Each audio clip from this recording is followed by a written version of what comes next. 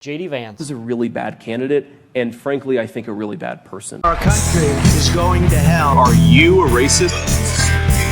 20,000 migrants, primarily from Haiti, so they're going to call that racist. Haiti. Do you think Springfield will ever be the same? Haiti. Whatever happened to Trump? Well, he never got out of Springfield. If you're watching this after the 2024 presidential election, then J.D. Vance is just one Donald Trump heartbeat away from becoming president. Or you're already forgetting who J.D. Vance was. It doesn't really matter though, because this video isn't about J.D. Vance or me. Well, it's definitely going to be more about me than you'd like it to be, but there's lots of think pieces about J.D. Vance's life that you can go click over to, including a very boring book. It's about the type of person J.D. Vance is and the type of person I am. We started in similar places, but wind up in wildly different ones. And as time moves on, I assure you, there will always be people like J.D. and me, for better or worse.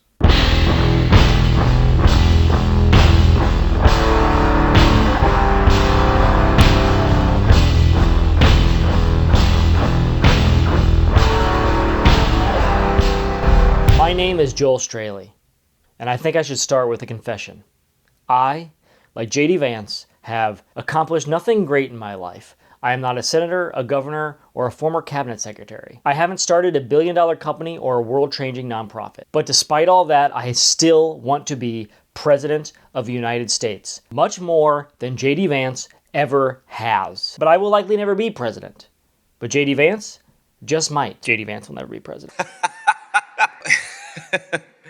If you know anything about J.D. Vance, it's three things. One, he's the current Republican vice presidential candidate for the oldest Republican nominee in U.S. history, which means if elected, he will become president. B, he was raised by hillbillies named Mamaw and Papaw in Appalachia. And C, he probably didn't fuck a couch. Everyone loves pointing out they have similar backgrounds to J.D. Vance, and he just doesn't get it. We're from the same generation. We're both from the Midwest. People like J.D. Vance know nothing about small-town America. My town had 400 people in it, 24 kids in my graduating class, 12 were cousins, and he gets it all wrong. J.D. Vance ain't from here. They not like us. They not like us. They not like us. Unlike those guys, J.D. and I were born 28 days apart and just 50 miles away from each other. But somewhere along the way, our lives took very different paths. One that led J.D. to being a lot closer to becoming president than mine did. In many ways, I was taking the Al Franken route. Do comedy in New York. Who here likes cocaine? Who here likes cocaine? Who wants to have me do cocaine off their tits? Get on Saturday Night Live. Dancing and holding guns. And if you want to see this and so much, Write books about how fat Rush Limbaugh is. Become a senator. Behave myself, then become president. So with that said, I should be halfway through being the 80-year-old candidate for New Yo Jersey and running for the president of Ceno America in 2068 during the AI-induced water wars. But despite wanting to be president more than J.D. Vance ever has, I am currently 40 years old, sitting here making a dumb YouTube video while J.D. Vance is out there making history. This is the worst vice presidential pick probably since 1972 when George McGovern chose Thomas Eagleton. It's only gotten worse. So why is J.D. Vance so close to being president, and yet I'm so far away? What happened? Many of the reports on J.D.'s life would have you believe that maybe my mother just didn't put out enough cigarettes on me. Maybe my dad should have walked out on us. Should I have joined the Marines, then gone to Yale Law School, and then became friends with Peter Thiel, who would help finance my Senate campaign as I sold my soul to the Heritage Foundation? Probably. But let's find out. J.D.'s entire identity is built on the idea that he rose from poverty-stricken Appalachia to living the American dream. He wrote it all down for a best-selling memoir that became a Netflix movie most memorable for making Glenn Close wear a huge t-shirt. Is just being from Ohio enough to become president? Maybe. It has produced the highest number of presidents, with 8 of the whitest names you've ever heard. William Henry Harrison, Ulysses S. Grant, Rutherford B. Hayes, James A. Garfield, Benjamin Harrison, William McKinley, William H. Taft, Warren G. Harding, Harry H. Harrison, and Harrison Harry Harrison Jr., the son of Harry Harriman. So in our paths to the White House, J.D. and I both have the unearned confidence of middle-class white men, and we took a look at the 46 former presidents and thought, yeah, why not me? So where did he go right and I go wrong? Who am I? Why am I here? J.D. Vance was born August 2nd, 1984 in Middletown, Ohio. Just 28 days later, and 2 counties away, I was born on August 31st, 1984 in Springfield, Ohio. 742 Evergreen Terrace, Springfield, Ohio, Maud. Come on in. And 4 months later, in Akron, Ohio, LeBron James was born. So why did J.D. Vance and I not become one of the greats of basketball? That'll be covered in a follow-up video. So first, are Middletown and Springfield similar? Was J.D.'s life much different in Middletown than mine was in Springfield? There's a community called Springfield, Ohio, and it's very close to my heart because Springfield, Ohio, if any of you know the state of Ohio, it is nearly a carbon copy of Middletown, Ohio, where I grew up. Springfield is in Clark County, founded by George Rogers Clark, seen here being played by Jeff Daniels. Here's the hospital I was born in. It's been torn down. Here's the elementary school. It's been torn down. And here's the mall that everyone hung out at. It's permanently closed, but no one has bothered to tear it down. J.D. Vance is just a good old boy, and you can tell because he called his grandparents Mama and Papa. Well, so did I. So did everyone. Is that like Tennessee for daddy? No, that's like Grandpappy, you know. And Papa, well, he left to fight the Japanese in the Pacific. I had a Papa in the Navy in the Pacific Theater, and the other Papa was in Germany. But is that enough for J.D. Vance to truly have the Ohio experience? I hope so, because his book Hillbilly Elegy became a New York Times bestseller in the aftermath of Trump's takeover of the Republican Party. It was a way of explaining how the Midwest working class fell for Donald Trump. Trump is a really bad candidate, and frankly, I think a really bad person. Now, I think I speak for all Ohioans when I say, what the hell does elegy mean? But J.D. Vance assures us that the hillbillies he grew up around love to read. I know a lot of people, a lot of friends and family who do like to read books, including mine. Okay, sure, I guess. So the book sold, and Ron Howard made a movie about it. Classic example of Hollywood getting involved in politics. And all of Washington, D.C. and the coastal elites got to try and see what the hell had been happening in these flyover states for the last 40 years. His rise was created by the mainstream media. It was the liberals who embraced him. It was the liberals who were reading Hillbilly Elegy, not Trumpsters. The story of how a rose grew from the Rust Belt and a poor Ohio boy picked himself up by his bootstraps to achieve his childhood dream of becoming a Silicon Valley venture capitalist. J.D. Vance became the Oracle of Ohio. Copyright me. A man who can speak for us simple folk. Are you a racist? Do you hate Mexicans? Now, was everyone that J.D. and I grew up around in Ohio racist? I don't know. All I can tell you is that this photo is currently on Springfield's Wikipedia page. Not looking good. One fun thing about JD's hometown is that it was slammed by the former daughter of the previous worst Republican vice presidential nominee, Bristol Palin. Yes, Bristol Palin wrote a book. And in it, she reviews a small-town hotel for some reason. The raggedy old hotel had dated furniture, small rooms, ugly pink walls, and an abundant supply of cockroaches. A Middletown resident said, "The Manchester Inn, not just myself, everyone has stories about it. So just someone to say something like that just to sell a book, I find that very offensive." I can't shame Middletown for having a shitty hotel because Springfield has our own pride and joy.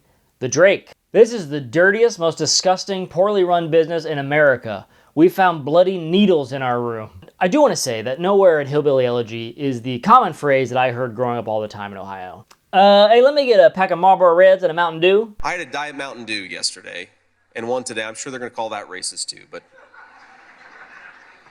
it's good. I love you guys. A man never drank a duff in his life. High caffeine, low calorie. No one drinks fucking Diet Mountain Dew. Well, some people do. Fine. Hey, let me get a pack of Marlboro Lights and a Diet Mountain Dew. Now, I admit that compared to J.D. Vance, or at least the image of himself that he portrays in the book, I must come off as a trust fund kid. Although he does say in the book that he didn't even grow up in the really poor part of town, but in the middle area. He mentions payday loans, but nowhere does he mention something that I thought was common for all families in Ohio: layaway. My mom was a mostly stay-at-home mom, but she worked during the Christmas season, and I remember putting things away on layaway, or getting new school clothes in June or July and putting things on layaway at Hills or Kmart. Kmart, which, by the way, JD calls his favorite store. His favorite store is Kmart. Now, he doesn't say this, but I assume that it's because in the 90s, Kmart's had popcorn and ices, but favorite store? Come on, man. It's especially weird because Middletown turns out has a place called Lester's Rock and Roll Shop that sells records, guitars, and skateboards, and has this heartwarming comment on Google. I've been playing off and on since I was 15. I'm now 48 and homeless. How can I get a guitar? I'm flat broke and no income. Playing guitar is the only thing that I can call my own. I really miss playing. I will give you a guitar. Speaking of Kmart, there is another mart that is vital to understanding the downfall of rural America in the 90s. One that J.D. Vance should know well. Walmart. Walmart was the place to hate in the 90s. They buy everything in Walmart that they used to buy from these 5 or 6 places here in town that have gone out or more. They walk back out, they get in their car, and they leave. Okay. Tappahannock doesn't see a red cent of their money. Walmart does. Now, this is not going to be a Walmart bad video, but we will come back to this a bit later. J.D. Vance also never mentions Touchdown Jesus, which is literally a highlight of growing up in this area. If you know someone from Southeast Ohio, just ask them what happened to the original Touchdown Jesus. It was struck by lightning and caught on fire and burned down. My dad got a scholarship to go to Ohio State University, fully paid, just like J.D. The Ohio State University.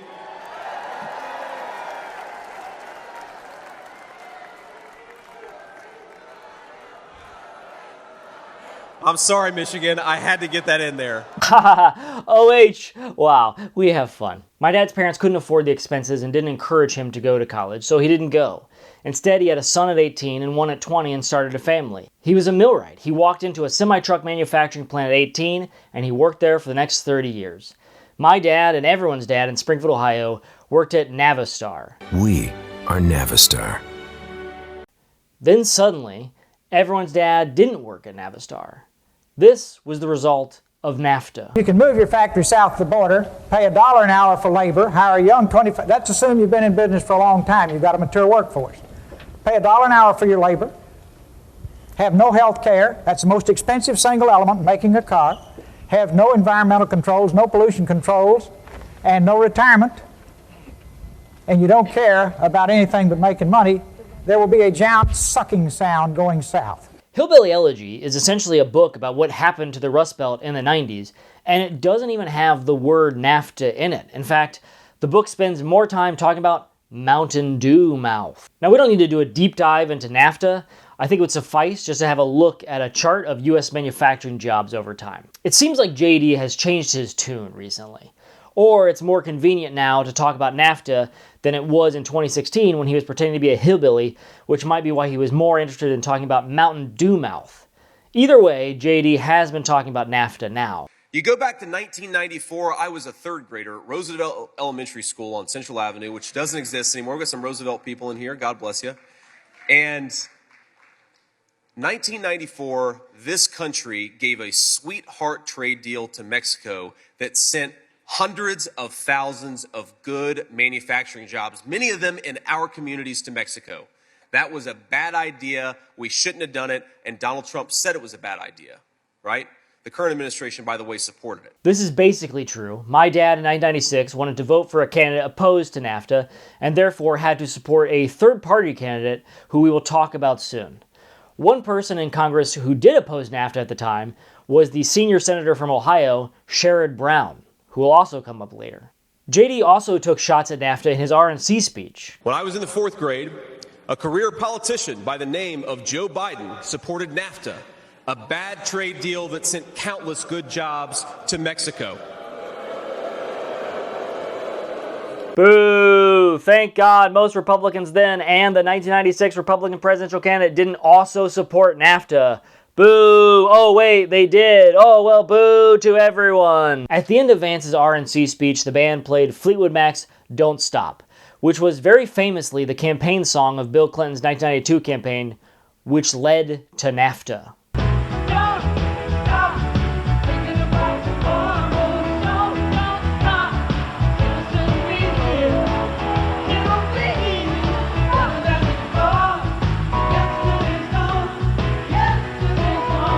To Donald Trump and had people coming and chanting, "Hang Mike Pence." And that was what he was referring to by somebody who stabbed him in the back. So J.D. Vance entirely loyal to Donald Trump, so much so that he said that if it had been him instead of Mike Pence, he would have thrown those electoral votes back to the states and effectively single-handedly overturned the 2020 election. To his book's credit, he does spend time talking about steel, the types of steel manufacturing plants that caused the Midwest to earn the moniker of Rust Belt. These plants, like Middletown's AK Steel, also called Armco, were also affected by NAFTA, and like Navistar, were caught in numerous disputes with their unions throughout the 90s. Rifts with its unions and safety records, including 10 fatalities at its plant in 4 years, resulted in fines and scrutiny from the Occupational Safety and Health Administration, OSHA, in 1996. There was a lockout at the Mansfield, Ohio plant after a disagreement on a 3-year labor contract with 620 USWA employees. Yet in discussing AK Steel, JD never uses the word unions a single time. What comes up more than unions? Beaver hunt, which if you're watching this on the internet, then it's exactly what you're thinking it is. They found an extensive magazine collection, including a few issues of Beaver Hunt, a periodical that I can assure you has nothing to do with aquatic animals. Mamaw found it hilarious. "Fucking beaver hunt," she roared. "Who comes up with this shit?" She and Denise hatched a plot to take the magazines home and mail them to the pallbearer's wife. Oh, but our boy, he loves unions now. Very well. How are you doing? Nice to see you, Marcy. Good to see you. Yeah. First time here? First time here. Yep. Thank you for coming. Of course.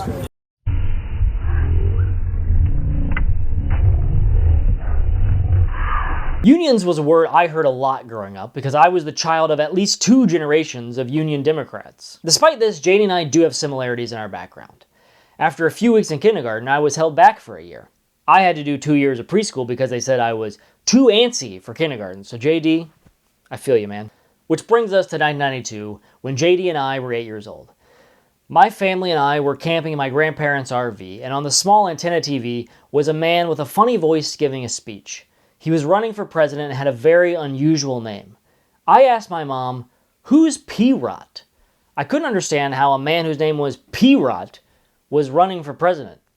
In my 8-year-old brain, it seemed obvious that another candidate would just say, "This man's name is P-Rot. He's literally called Rotting P," and that would be enough to end his campaign. So in many ways, at 8 years old, I kind of predicted the type of surface-level bullying politics that we've become accustomed to. Okay, so a quick run-through of how weird I was growing up. Something about the enthusiasm around P-Rot attracted me. I was suddenly a huge fan, even though I wouldn't be able to vote for another 11 years. Here's the ratio between worker compensation and executive compensation in Japan. Here's the ratio in Europe, and here is the ratio in the United States. Trickle-down economics didn't trickle at all, folks. It all stopped right here. That's not good for the companies, that's not good for the stockholders, that's not good for the country, and that leaves us vulnerable. Excuse me. These guys want to make this kind of money. They ought to be TV anchormen, basketball players, or rock stars. But running a company, look, these fellows have their heads straight here. They're getting appropriate income, but not rock star income. My second grade teacher began referring to me as Mr. President. I even woke up the night after the 1992 presidential election and saw a Perot rally where his supporters were chanting, "Perot 96, Perot 96. So that day, in my second grade journal entry, I wrote Perot 96. And my teacher wrote, "Bill Clinton is our new president." Well, as you may guess, I did not accept the election results. The next day I wrote, "I got a letter that is going to Ross Perot, and this is my Ross Perot journal." And my teacher wrote, "Don't you like anything else?" No, I did not. Except also Dr. Dre and Snoop Dogg, but that is for a completely different video. In the 6th grade, I wasn't doing well in social studies, so for extra credit, I wrote a whole 6-page report on FDR. Etched on the stones in the FDR memorial are his words that are applicable tonight. He said, "The test of our progress is not whether we add more to the abundance of those who have much. It's whether we provide enough for those who have little." President Roosevelt, on December 2nd, the Democrats in this House honored those words. We passed a middle-class tax cut, and we passed unemployment insurance, and we provided for those who have little. Tonight, because of the ransom that's been demanded by our Republican colleagues, we're left with a different option. We're left with the option of providing abundance to those who already have much. $130 billion, every dollar borrowed probably from China. Is that fiscally responsible? I think not. And furthermore, President Roosevelt, we are in this bill about to destroy your greatest heritage, the Social Security system. The Republicans are opening the door to the destruction of the Social Security system and thereby carrying out their 74-year task. That same year, when the 1996 presidential election was happening, for no real reason, I made up signs that said, "Not Dole, Joel. Write me in, and maybe if enough people from my 6th grade class do it, they will concede that I will become president even though I'm way under the 35-year age limit." I still feel confident that at 12 years old I would have beaten Bob Dole. The point I want to make is there are many treatments available for ED, so my advice is get a medical checkup. It's the best way to get educated about ED and what can be done to treat it. Easy boy. In 2000, I watched both the DNC and RNC conventions because I thought they seemed fun. It felt like a really cool party. And back then, they didn't even invite Little John or anyone. I also watched a lot of MTV, and Raise the Machine had convinced me that there was no real difference between Al Gore and George W. Bush. So I watched both conventions in a lot of ways as an undecided voter. Invest your money for the future. Invest in the future. I've been talking about clean air. We got to clean up our air. I support a ban on soft money. We will get all of the soft money out of the campaign. God bless you. God bless you. Controls the past now. Controls the future. Controls the present now. Controls the past. Controls the past now. Controls the future. Controls the present now. And that's when I knew at 15 years old, I will be voting for Ralph Nader. And also because at the end of the music video was a quote that would shape the rest of my life. If you're not turned on to politics, politics will turn on you.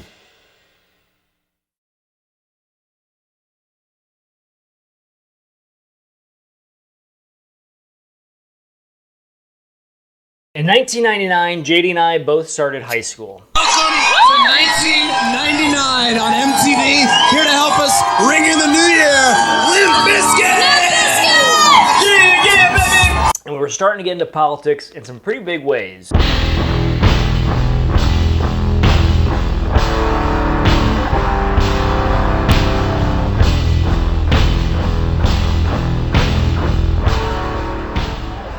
JD got a job as a cashier at a local grocery store called Dillman's. And Hillbilly Elegy, a book, by the way, with less citations than this video, his book has just 16 citations. This video alone will have more. How many? I don't know. You're a nerd. You count them.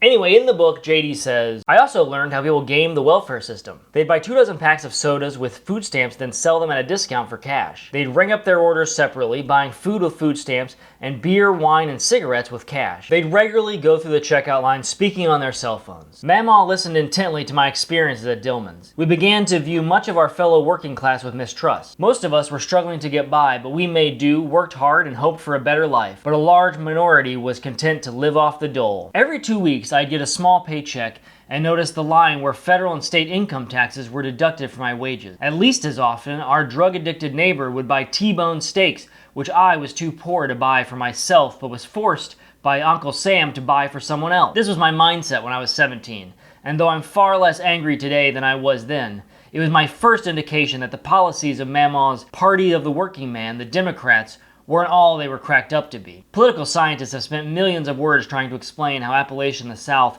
went from staunchly Democratic to staunchly Republican in less than a generation. Some blame race relations and the Democratic Party's embrace of the civil rights movement. Others cite religious faith and the hold that social conservatism has on evangelicals in that region. A big part of the explanation lies in the fact that many in the white working class saw precisely what I did working at Dillman's. As far back as the 1970s, the white working class began to turn to Richard Nixon because of perception that, as one man put it, government was paying people who are on welfare today doing nothing.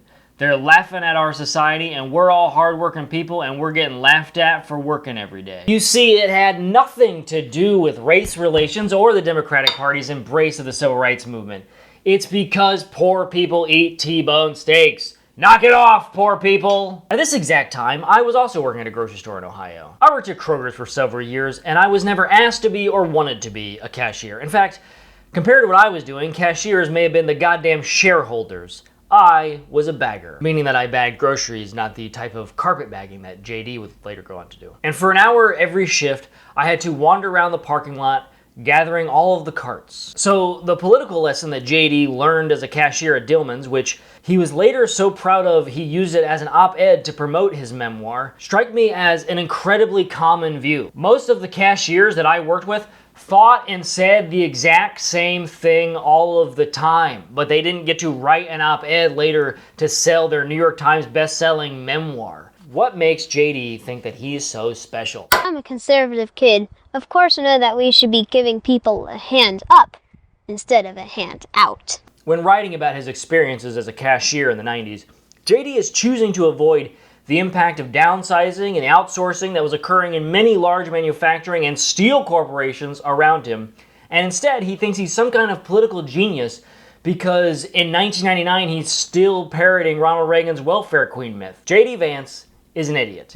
It fooled me, we can't get fooled again. He's an idiot because he and everyone who thinks like him have been played as a fool. Why do they have so much when I have so little? Let's ask our good pal, Lee Atwater. Lee Atwater was the chairman of the Republican National Committee from 1989 to 1991 and a very successful strategist for the Republican Party as an advisor to Ronald Reagan and George H.W. Bush. You may remember that because everyone switched and voted for Richard Nixon, something happened and Richard Nixon left disgrace and people were curious if the Republican Party would ever recover. In walks Lee Atwater and he pushed his buddy Ronald Reagan to the top. How did he do it?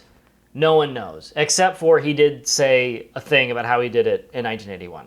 Yeah, now y'all aren't quoting me on this. All right, I won't. You start out in 1954 by saying by 1968 you can't say because that hurts your backfire, so you say stuff like force busing, states' rights and all that stuff. And you're getting so abstract now, you're talking about cutting taxes and all of these things you're talking about are totally economic things, and the byproduct of them is blacks get hurt worse than whites. And subconsciously maybe that is part of it. I'm not saying that, but I'm saying that if it is getting that abstract and that coded, that we're doing away with the racial problem one way or the other. You follow me?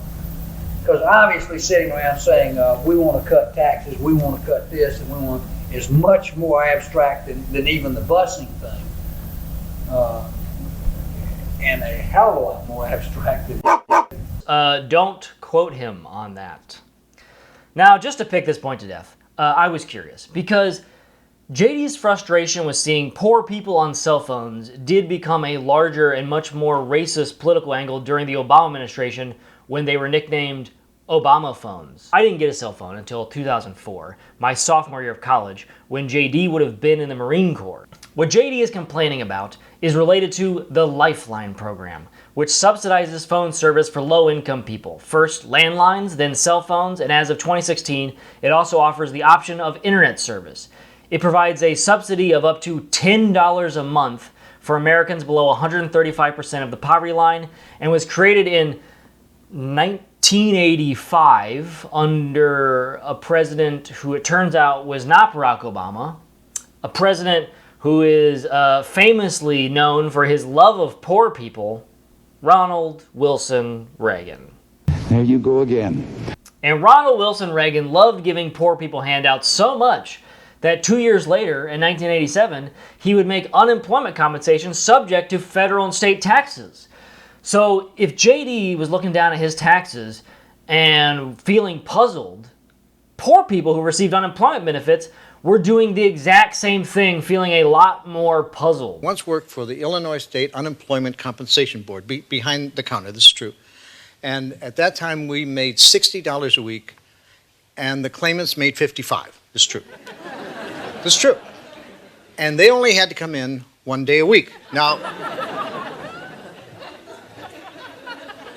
it took me about a week to figure that out. So arranged to get fired and wound up on the other side of the line and only had to come in 1 day a week. So J.D. Vance is a high schooler working at a grocery store being mad at people on welfare. A system where about half of families leave within a year, 70% within 2 years, and almost 90% within 5 years. Giving people money to live helps them live. If we could learn any lesson from how governments handled COVID-19, it's that. JD's logic is suggesting that it's the Democrats who are wasting government money by giving it out to welfare recipients. In 2018, the Trump administration, of which JD Vance is currently campaigning to be a part of, considered a plan that would allow states to require certain food stamp recipients to undergo drug testing, affecting the nearly 42 million Americans on SNAP assistance. In the previous year, 13 states, most Republican-led, spent $490,000 drug testing welfare recipients to find underwhelming results. And this was after Florida lost $45,000 doing the same thing in 2012. Florida, land of the free, found that only 2.6% of applicants tested positive for illegal drugs, a rate that was 3 times lower than the 8.13% of all Floridians. To be fair, when a similar program was tried in Utah, they saved $369,000 in the first year of its drug test program. But that number counts all 250 people who prematurely ended the application process, not just the 12 applicants who tested positive for illegal substances. There you go again. 10 of the 13 states that imposed drug testing in 2017 were states that did not expand Medicaid eligibility under Obamacare, the Affordable Care Act. Even though Medicaid covers a disproportionate share of people with opioid addiction. So these states turn down free money for poor people that includes money for drug addiction treatment only to waste tax dollars to drug test them. If you want to find real, substantial governmental waste, it's very easy to do so without scapegoating poor people. I believe that there is so much waste around here. And again, every time you get into, see, I'm the only guy that talks numbers. I love this. Nobody else will even talk about it. As I've said, it's like a crazy ant in the basement. Everybody knows she's there, but nobody talks about her. I'm talking about it. Then I can talk, with endless numbers about it. And then when I finish, typically the establishment press said, he didn't tell us enough. I just break up. Nobody else said anything. Since our buddy JD Vance is offering up no statistics, no data, no figures, again, this video has more citations than the entire book of Hillbilly Elegy. Let's look at some anecdotal evidence, since that's pretty much all Hillbilly Elegy is. We want to illustrate here that getting money from the government can actually be good. So for many people, it can help save their life, and then they still will be politically against it. Payments also went to people who kept their job, which helps explain why near poverty fell. The beneficiaries include John Asher of Indianapolis, who once served prison time for selling drugs but is now sober and earning $500 a week as a maintenance man. With $3,200 in stimulus checks, Mr. Asher, 49, was able to leave a boarding house, rent an apartment, and take custody of an autistic son who he feared would go to foster care. But he said he distrusted the crooked government and urged poor people to help themselves. If you want to change your life, you have to get up and do something, not sit at home and get free money, he said. I've been on food stamps and welfare. Anybody help me out? No. JD was lucky to be working at Dillman's rather than Kroger's, because if he worked at Kroger's, he might have much bigger issues than the taxes on his paycheck, like not getting one at all. Just last year, 2023, Kroger's was involved in 4 class action lawsuits over payroll mistakes. Kroger employees say they've been paid late for weeks. A payroll computer glitch, they're telling us. New payroll software is cheating them out of their hard-earned money. When the money comes, it doesn't come in full. At the beginning, it felt like this was maybe a 1 week, 1 payroll issue, and it was going to get corrected. But now we're sitting here about 6 months later, and we're still dealing with payroll issues. After 87 years in Middletown, Ohio, the grocery store of Dillman's closed in 2015. Steve Dillman, 61, pointed to several reasons for the closing of the store, from dwindling sales to competition from dollar stores and drugstores to increased crime and growing Section 8 housing in the city. Middletown, he said, isn't the same city it was decades ago. Dillman said the stiffest competition doesn't come from Kroger's, Meijer, or Walmart. The store has survived against the major retailers, but he said the smaller stores, those that sell what he called easier items at or below cost, have impacted his bottom line. Steve Dillman didn't care about competition coming from Walmart. Remember earlier when I said that Walmart was the place to hate in the 90s? Well, Walmart had been trying since 1999 to build in Middletown, and at the end of 2008, they opened one of their largest supercenters there, 214,000 square feet. I haven't done the math on this, but I assume that is like 2 square feet for every person in Middletown. So if you live in Middletown, go down there and ask for your 2 square foot and a pack of Marlboro Lights. They owe it to you. I'm not telling Steve Dillman or JD Vance that crime in our area of Ohio isn't high. But why is it high? Crime and poverty is a symptom. You can't save an economy by making crime more illegal. I'm a conservative kid. I think that crime should be, illegal? The crime rate in any city is not going to look that bad if you put robbery up against the wage theft that is occurring by the companies that are complaining about being robbed from. In 2014, 10 years ago, for those keeping track at home, wage theft was estimated to be at $50 billion a year. Try stealing $50 billion of deodorant next time you're at a Walmart. Remember those Axe commercials where like all the girls would be chasing you? Except it's all of the like older employees at Walmart. They're just like chasing you down the street. If everyone who shits in Middletown, Ohio, went to Walmart and stole their toilet paper, how long would it take until they reached $50 billion to make it even? In the late 90s and early aughts, Springfield, Ohio had not one, but 2 Walmarts that were basically sucking a bustling shopping center area dry. It came back a little bit, but then here's a picture of me at a store in our mall from just a couple years ago. We call that store Bus Stop Simulator. So Middletown has lost a family-owned grocery store that had been there for 87 years because of not Walmart, but the smaller stores, those that sell what he called easier items at or below cost. He's talking about Dollar General, which has an annual revenue of $37 billion. Dillman's is now literally one of those stores. It is now the site of a Dollar General. Dollar stores across the US, and especially in Springfield and Middletown, have increased since Dillman's went out of business in 2015. Dollar stores have been expanding for decades. Experts have attributed it to the growing wealth inequality in America. That means more and more people are looking to save money and opting for a good deal. But the COVID-19 pandemic has accelerated those trends. In 2020, Dollar General's same-store sales reached 16%, a significant increase from 3.9% and 3.2% in 2019 and 2018, respectively. Middletown currently has 5 Dollar Generals. And for good measure, here's all their Family Dollars. Now, I don't need to keep talking shit about dollar stores right now. In fact, if you really care about that, here's a video to someone who is more British and has more data than me, giving you that rundown. Open it up into another tab and then watch it once you've finished all of the parts of this series. But one last thing about Steve Dillman. Steve Dillman closing his grocery store, even though he was able to compete with Kroger's and Walmart, but couldn't compete with these smaller stores that sell things for cheap. There's a special section of Family Dollar's Wikipedia page specifically for allegations of creating food deserts. Family Dollar and dollar stores in general have been alleged by a number of studies, individuals, and organizations to proliferate food deserts, areas with limited access to healthy and affordable food. Dollar stores are alleged to outcompete local grocery stores and end up being one of the few options available for purchasing food in some communities. In line with these allegations, a number of states have passed regulations on where new dollar stores can be opened. Regulations on where new dollar stores can be opened?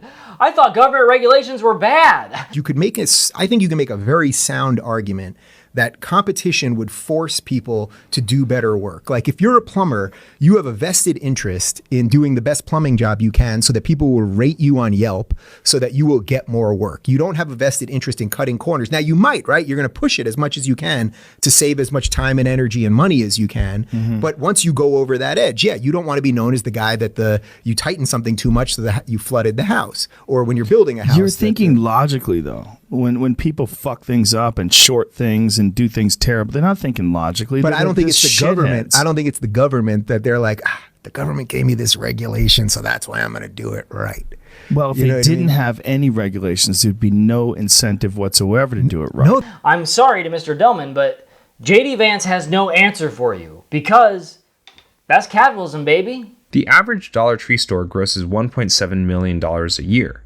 So what Dollar Tree lacks in size and scale, it does make up for in margin. The company's annual gross margin hovers at 30%, with a COGS of 70%. That means that for every product that Dollar Tree sells for $1, the product cost is 70 cents and the company pockets 30 cents as gross profit. If you were to repeat the same exercise with Target and Walmart, the numbers are actually fairly interesting. Despite having much larger stores, greater inventory diversity, a much bigger brand, a broader customer base, and a higher sales volume, Walmart's annual gross margin is only 24% with a COGS of 76%. Target's gross margin, on the other hand, is similar. It's remained steady at 28% with a COGS of 72%. And it might surprise you, but capitalism at its core is anti-competition. Competition is for losers, something we'll be talking about today. It's not about getting a better product. It's about undercutting your competitors until they crumble, and then you either eat them up or you crush them. Either way, you increase your market share and increase your profits by driving up prices because the consumer has no alternative. There is no alternative. Let's go back to that clip earlier where JD calls his hometown a carbon copy of mine. There's a community called Springfield, Ohio, and it's very close to my heart because Springfield, Ohio, if any of you know the state of Ohio, it is nearly a carbon copy of Middletown, Ohio, where I grew up. It's a population, sort of a small to medium-sized town, about 55,000 people.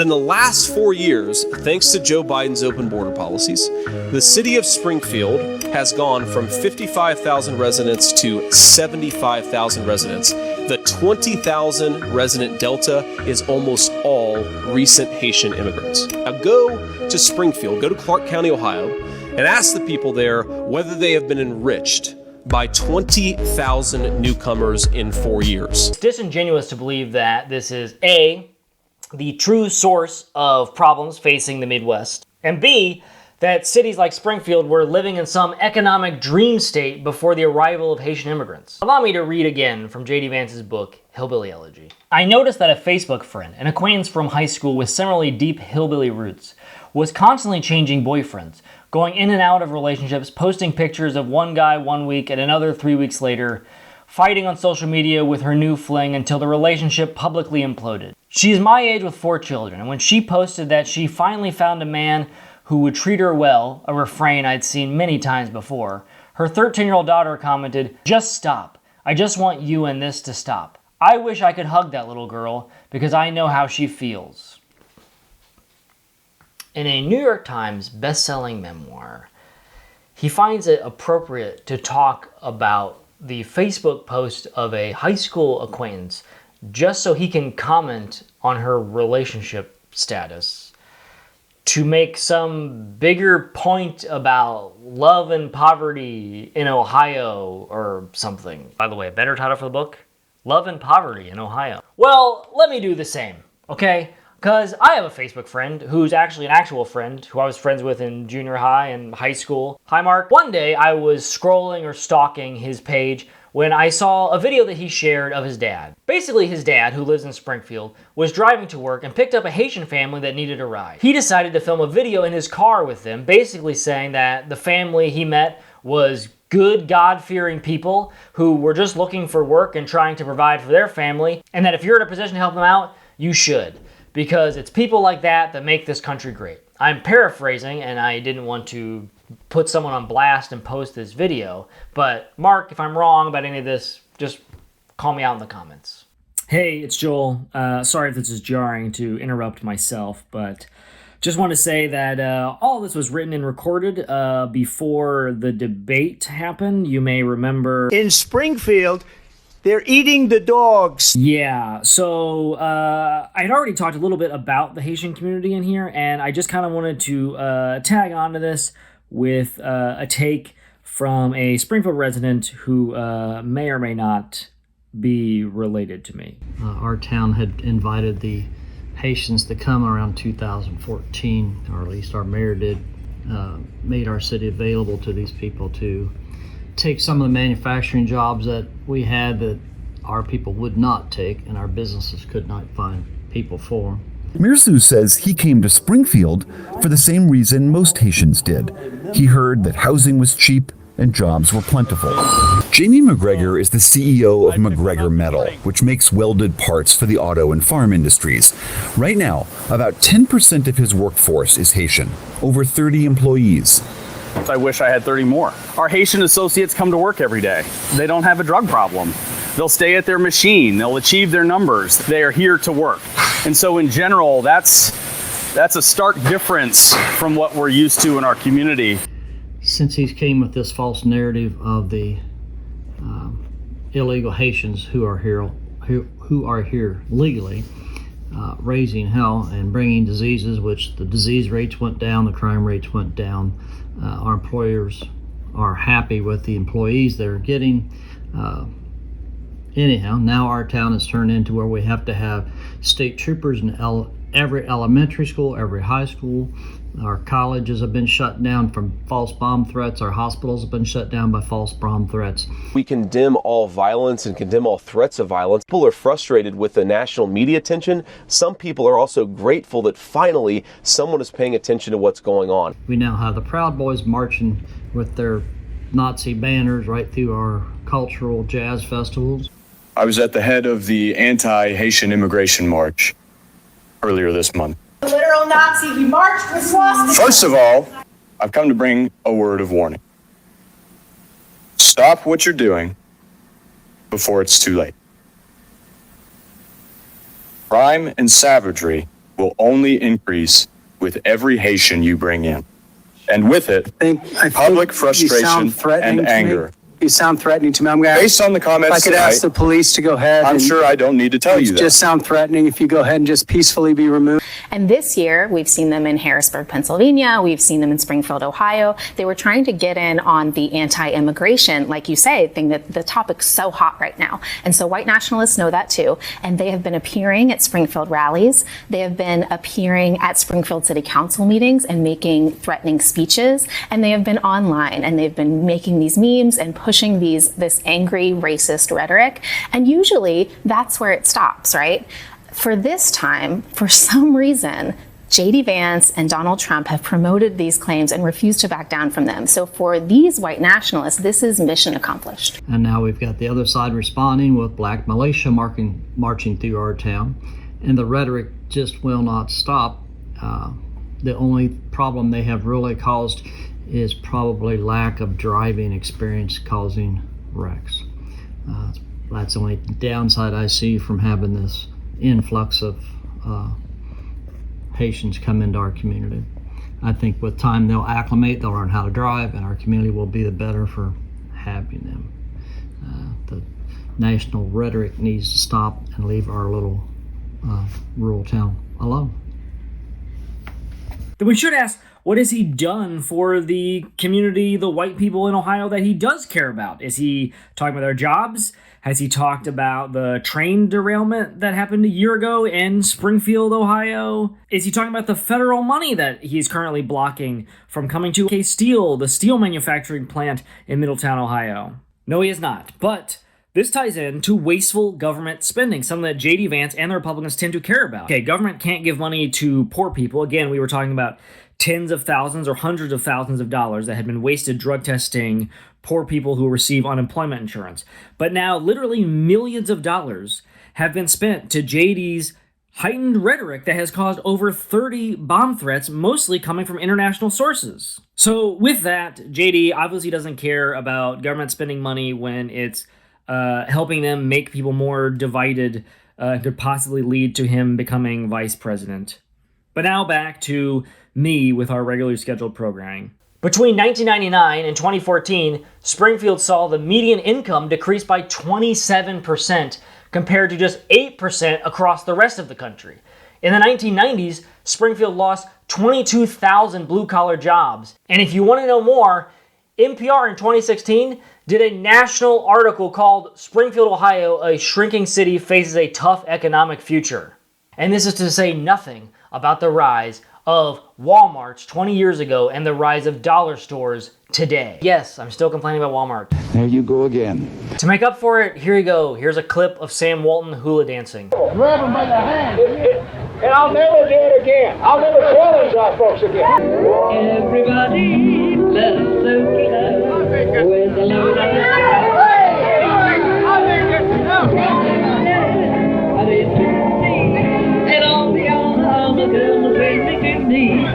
Look, there's a lot more at play here than JD lets on. At this time, neither one of us were smart enough to be able to see it clearly, but we both got older and smarter. So to end this part, here's one of the first songs I learned to play when I was taking guitar lessons at this time of our lives.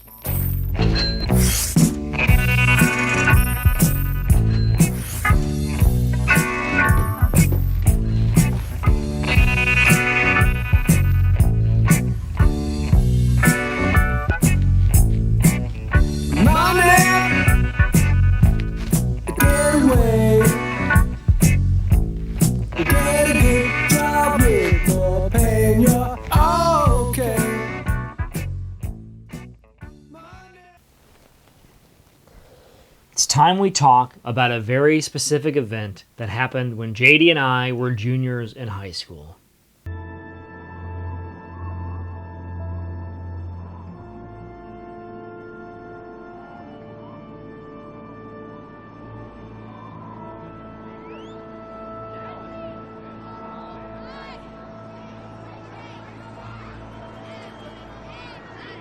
The latter half of our high school years was in post-9/11 America, where domestic economic policy had taken a backseat to foreign policy. Who cares about poor people on cell phones? We got a foreign war to pay for, and it's only going to cost us $8 trillion.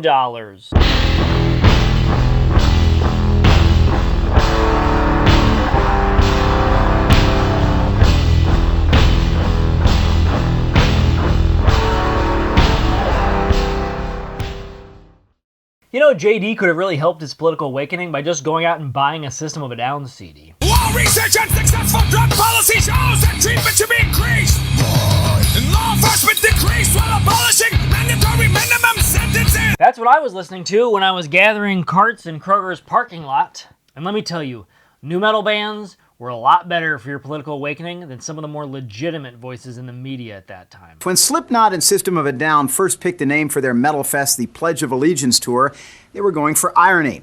But after September 11th, that name took on a whole new meaning. No strangers to political or social commentary, System of a Down now see the tour as a way for their fans to come together and cope with the stress of America's new war by just rocking out. Very important to reflect upon what's happened, and also to reflect upon what's happened before that in the world, not just in this country, so that you can see the events leading up to something like this, so that you can use changes in foreign policy to institutionalize peace. And you got to take the power from the hands of terrorists. To do so, you got to take their support, their cause. To take their cause, you got to take their injustice away. And there's a lot of injustice. Sharing the Pledge of Allegiance bill with System of a Down is, of course, Slipknot, whose dark themes and imagery often overshadow their irreverent and forthright take on fear, family, and elitism in America. Ian also sat down with Slipknot's frontman Corey to talk about one issue that the band's particularly passionate about: hate crimes. Hate crimes have gone up 65% in this country. I mean, it's the ignorance of people who do not educate themselves. We need to start looking out for each other instead of attacking those that we don't know about. You know what I'm saying? Mm-hmm. These are innocent Americans that are being hurt and killed every day, and it's unacceptable to me, man. It's got to go away. It's got to stop, because the only people who are going to get hurt are the wrong people, and it's not right. So while I was watching MTV, JD was, like any self-respecting hillbilly, I considered heading to the Middle East to kill terrorists. Now, maybe when I was listening to System of a Down, he was listening to Godsmack. Liberty and the pursuit of all who threaten it. Navy, accelerate your life. But what I, as someone only 50 miles away and almost the exact same age, found interesting during the post-9/11 period was that there was a cultural reset in the news. Suddenly, there was all these explainers literally everywhere about what was happening. What's Al-Qaeda? Who's Bin Laden? Wait, Bill Clinton had the chance to kill him in 1996, but he didn't take it? Northern Alliance are the good guys? The Taliban are the bad guys? Al-Qaeda QA? There's words that have QA in them? Are you sure? Folks, let me tell you how weird this was. This is when a lot of people first discovered Alex Jones as the guy who predicted 9/11. Suddenly, Americans who just wanted to read the news found themselves lost in a sea of historical context. This is the point when my political awakening really heightened. I grew up thinking that the Middle East was this big piece of desert where wars were always just happening and random explosions and everything was in sepia tone and the music was always scary. Welcome, my friend. Obviously, I wasn't that dumb, but it certainly always seemed very complex. All of a sudden, the media was actively trying to dumb down the modern history of the Middle East so that the average American could have some understanding of current events. So I took advantage of that and started paying attention.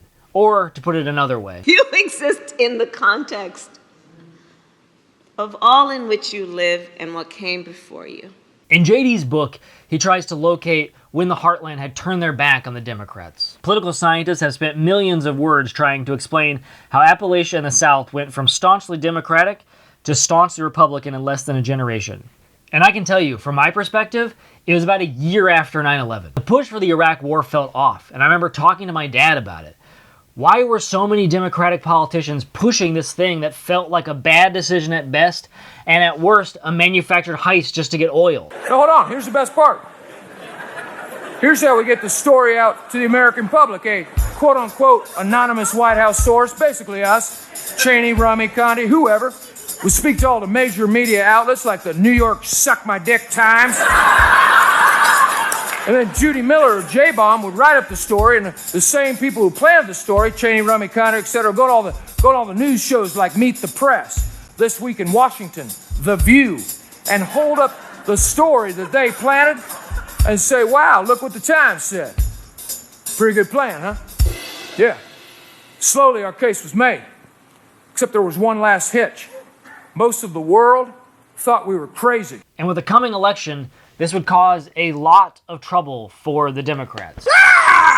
The failure of John Kerry and the failure of Hillary Clinton and the rise of Obama were largely based around the fact that Democratic voters just wanted a candidate that didn't fall for the Iraq War and also wasn't condescending when they were asked about it. In America, you have a right to be stupid. Today, J.D. Vance claims to have a similar position to the one I had then. JD's tone about this is different now from what he gives off in his book, which was published in the faraway times of 2016.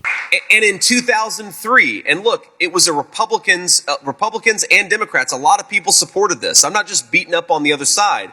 But in 2003, we went to war in Iraq, and remember, it was supposed to be just a few weeks, and then everything would be over. And I was an 18-year-old kid. I supported it, and I was wrong. And you know who was right? President Donald J. Trump. He knew. He somehow knew, even though he was a real estate developer in New York, that this thing would become a quagmire. It would cost thousands of lives and trillions of dollars. I'm saying that he didn't see it then, and then wrote proudly about how he didn't see these things that are very convenient for him to see now. And how did Donald Trump know? How did such a genius figure know that the Iraq War was bullshit? I don't know, but we have to hand it to him, because if Donald Trump was against the Iraq War, then, he truly stood up and opposed the war. We have to give hats off. Are you for invading Iraq? Yeah, I guess so. I wish I wish the first time it was done correctly. Or not. I guess we don't, because he didn't. Yeah, I guess so. As JD praises a man that he once called Hitler for being against a war that he himself joined the Marines to go fight in, he's showing us who he is, which is whatever he thinks he needs to be for you to like him. I assure you that in the years after Trump dies, JD will pretend that they never saw eye to eye and that he was always against him. Or Trump becomes Hitler and JD happily sacrifices his entire family for him in a bunker. In the same week that Congress authorized the Iraq War, I went to Little Arts Theater in Yellow Springs, and I saw a movie by Michael Moore. Here's my first question. Do you think it's a little dangerous handing out guns in a bank? That movie had a huge effect on me. Partly because it's 20 years later and I'm still ripping it off. This whole thing, this whole pop culture, politics, spin, media, being honest, but also sort of irreverent. I'm still biting a thing that I saw in 2002. Oh, I can't say I was a big fan of Bowling for Columbine, because I thought it was going to be a bowling movie, like Kingpin. As a high schooler who grew up with Rage Against the Machine, it was a bombshell to see something as clear as this presented in a movie. What a wonderful world.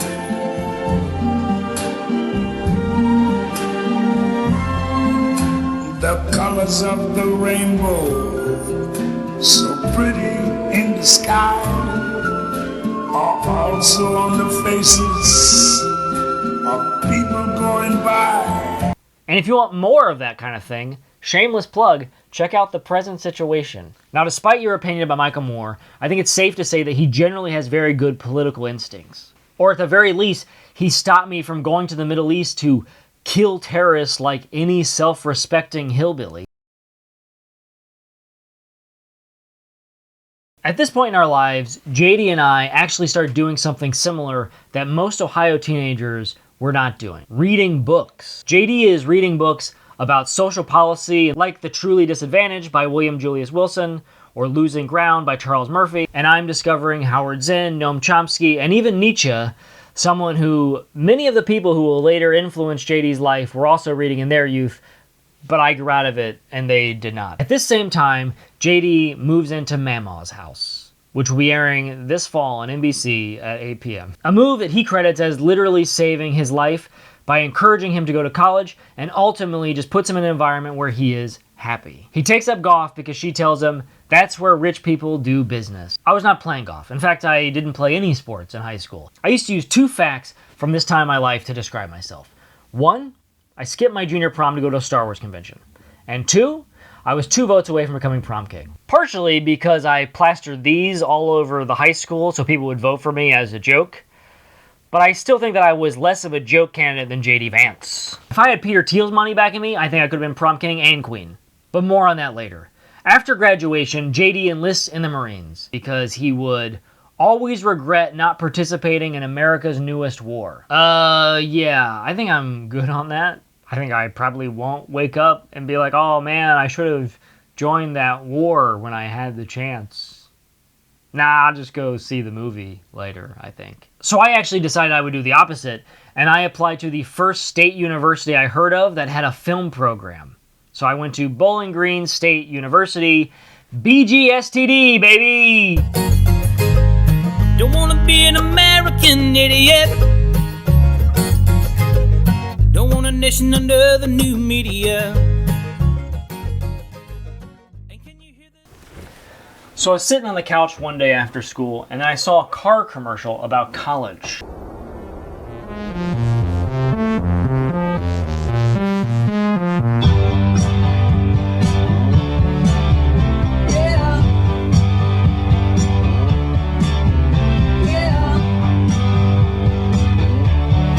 I mean, I was probably destined to go to college anyway, but I remember seeing that and thinking, man, that'll be fun. And yeah, I had a pretty good time. When JD returned from the Marines, he also went to college. He went to The Ohio State University. Except he had a bad time.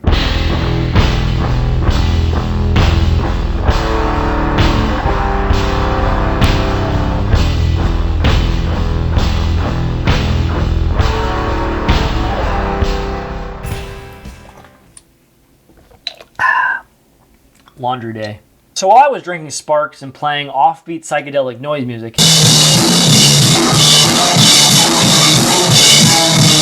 JD was in the Marines, and by his own admission, my final 2 years in the Marines flew by and were largely uneventful. So JD comes back from Iraq and he uses the GI Bill to go to The Ohio State University. He graduates summa cum laude with a Bachelor of Arts degree in political science and philosophy. During his first year in college, he worked for Republican State Senator Bob Schuler. JD says in his book, I was a little too old to be a second-year college student, but with 4 years in the Marine Corps behind me, more separated me from the other students than age. During an undergraduate seminar in foreign policy, I listened as a 19-year-old classmate with a hideous beard spouted off about the Iraq War. Hideous beard? That could have been me! Without the beard. I didn't have a beard in college. JD goes on to write fairly eloquently about some kid in his class calling soldiers dumb and enjoying murdering Iraqis for sport. JD's take kind of does remind me of friends of mine that I talked to when they came home from Iraq. One friend told me about playing Metallica for Iraqi teenagers and how much they loved it. Many of my Marine Corps friends were staunch liberals who had no love for our commander-in-chief, then George W. Bush, and felt that we had sacrificed too much for too little gain. But none of them had ever uttered such unreflective tripe. And then he takes one last shot at the kid's beard. I thought of my friends who were covered in third-degree burns, lucky to have survived an IED attack in the Al-Qaim region of Iraq. And here was this dipshit in a spotty beard telling our class that we murdered people for sport. I never grew a beard in college, but if I did, I'm sure that it would be spotty and hideous. And even though I opposed the Iraq War, it was never about the troops on the ground. It was about the absolute psychopaths like Cheney and Rumsfeld. You go to war with the army you have, not the army you might want or wish to have at a later time. Good old Republican values. It seems that JD didn't actually talk to this kid, he just listened to him in class. We all had classes where people had to push dumb and offensive ideas. This is very common in college and pretty much the entire point of college. Sometimes those people run for president, sometimes not. That guy is somebody who is both insanely ambitious and insanely image conscious, but also totally numb to the idea that everyone around them is cringing. And so Vivek, in lecture of our moral philosophy class, hundreds of kids would raise his hand, and every time he raised his hand, he would do it in a specific way that I remember because it was in the shape of a V. And look, I'm not here to be a psychoanalyst. In the shape of a V for his name? He would raise his hand in the shape of a V, and it was like he was shining his own bat signal for terrible libertarian takes as a freshman in college. How would professors take to him? As that guy, he was also useful because he was the contrarian. Like Vivek on some level, he has prophesied truly that people from college would come out and start talking about him. He has said this. And so I just want to make clear, as a tool of the deep state here to undermine his campaign, I've been instructed to remind people that the dude has been ridiculous for 20 years. Anecdotally, it does feel like it's more common for conservatives in college to staunchly push bad ideas in class just because they, A, want to be challenged, or B, are in a state of shock after living their whole life not being challenged. I had a Politics of War class where one of the texts was Killing Hope, a book about the U.S. military and CIA interventions that even ex-CIA officer John Stockwell called the single most useful summary of CIA history. We had to listen to a conservative blonde girl continually ask the professor why he hated America so much. It's like, lady, read the book. And of course, it's right, yes, we have to hear both sides. Perhaps maybe Richard Nixon had a good reason to call for the assassination of democratically elected president of Chile. I mean, let's hear him out. I see skies of blue and clouds of white. September 11th, never forget. I did a presentation in a women's studies class about the 3 monotheistic religions, I don't have to name them here, and about their attitudes towards women. Now I think of it, I should probably send it to JD. Could probably get a lot out of it. Anyways, at the end of the presentation, I'm questioned by a student who says that I know nothing about the Quran. And she's right. I didn't actually read the Quran. I spent about a week on Wikipedia. I was a dumb college kid. But I took the L and I shut the fuck up. College is a time to question shit and then take some L's. But JD is so offended by this interaction, or not interaction, because I think he is just sitting there and listening to a kid talk.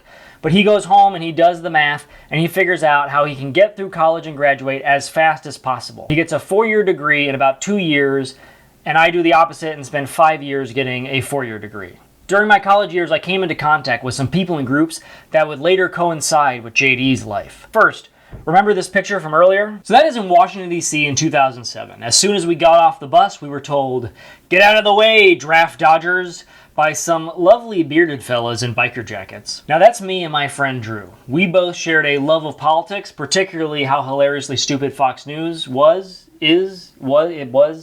then, but it also is now. So we would go to the local Circle K, grab a King Cobra or a Mad Dog 2020, and head back and watch the new Hannity and Combs, a sort of debate-style show that doesn't seem to exist anymore. I loved your cable show. Thank you very much. You miss doing that? Much. You're not having any eyeliner at all, are you? No, he walks in, he says he needs eyeliner. What am I in drag here? Come on. No. Left-wing extremist Charles Skirvin. And here's the right-wing fascist Sean. Fascist? You said you're a fascist. Stop it. Didn't you used to co-host the show? Did you not co-host with Goebbels before you met Alan? That is so insulting. I'm a left-wing extremist. I didn't say you're a Nazi. I said your co-host was a Nazi. Okay. I think there is a difference. Yeah, no, not really. Everybody in the building loved him. Yes. And the one thing about Alan is he was one of the most liked people at Fox News ever. One of the most liked people at Fox News ever. Wow. This one's for you, Alan. Ugh. Now, I've been doing music shows on college radio since my freshman year. But in 2007, Drew and I were watching Hannity and Combs, and we thought, how hard could this be? So we set out to parody the type of liberal versus conservative debate shows popular at the time. Hannity and Combs, Crossfire, other ones. But I don't doubt for a minute these people who work for President Bush, who I disagree with and everything, they believe that stuff, John. This is not a lie or deception at all. I think they believe him. Just like I believe in my guys. I think they believe President Bush would do a better job, and I believe the Kerry guys believe President Kerry would do a better job. But what I believe is they're not making honest arguments. So what they're doing is, in their mind, the ends justify the means. I hate so at all. I do think you're more fun on your show. Just my opinion. But John Stewart goes one-on-one with his fans. You're as big a dick on your show as you are on any show. Drew and I started a satirical call-in debate show where he was the liberal and I was the conservative, called The Great Debate. Tuesdays at 10 p.m. on WBGU 88.1 FM. Every Tuesday at 10 p.m. on the prestigious WBGU 88.1 FM. The Great Debate, bringing you the news hard and fast. We even had guests. Our biggest guest by far was conservative columnist and National Review editor Jonah Goldberg. He'd appeared on The Daily Show just days before, an appearance that apparently left him sour because he wrote an op-ed about it. He was mostly mad because the highlight of the interview came when he said that he was just looking for reasonable discourse across the political aisle, and Jon Stewart lifted up the book to show the audience its cover. Now would probably be a good time to give him the same treatment. He wanted reasonable discourse while promoting his book, Liberal Fascism, The Secret History of the American Left, From Mussolini to the Politics of Change. From famous American leftist Mussolini. That's just badly written, right? He had no editor for this book? All right.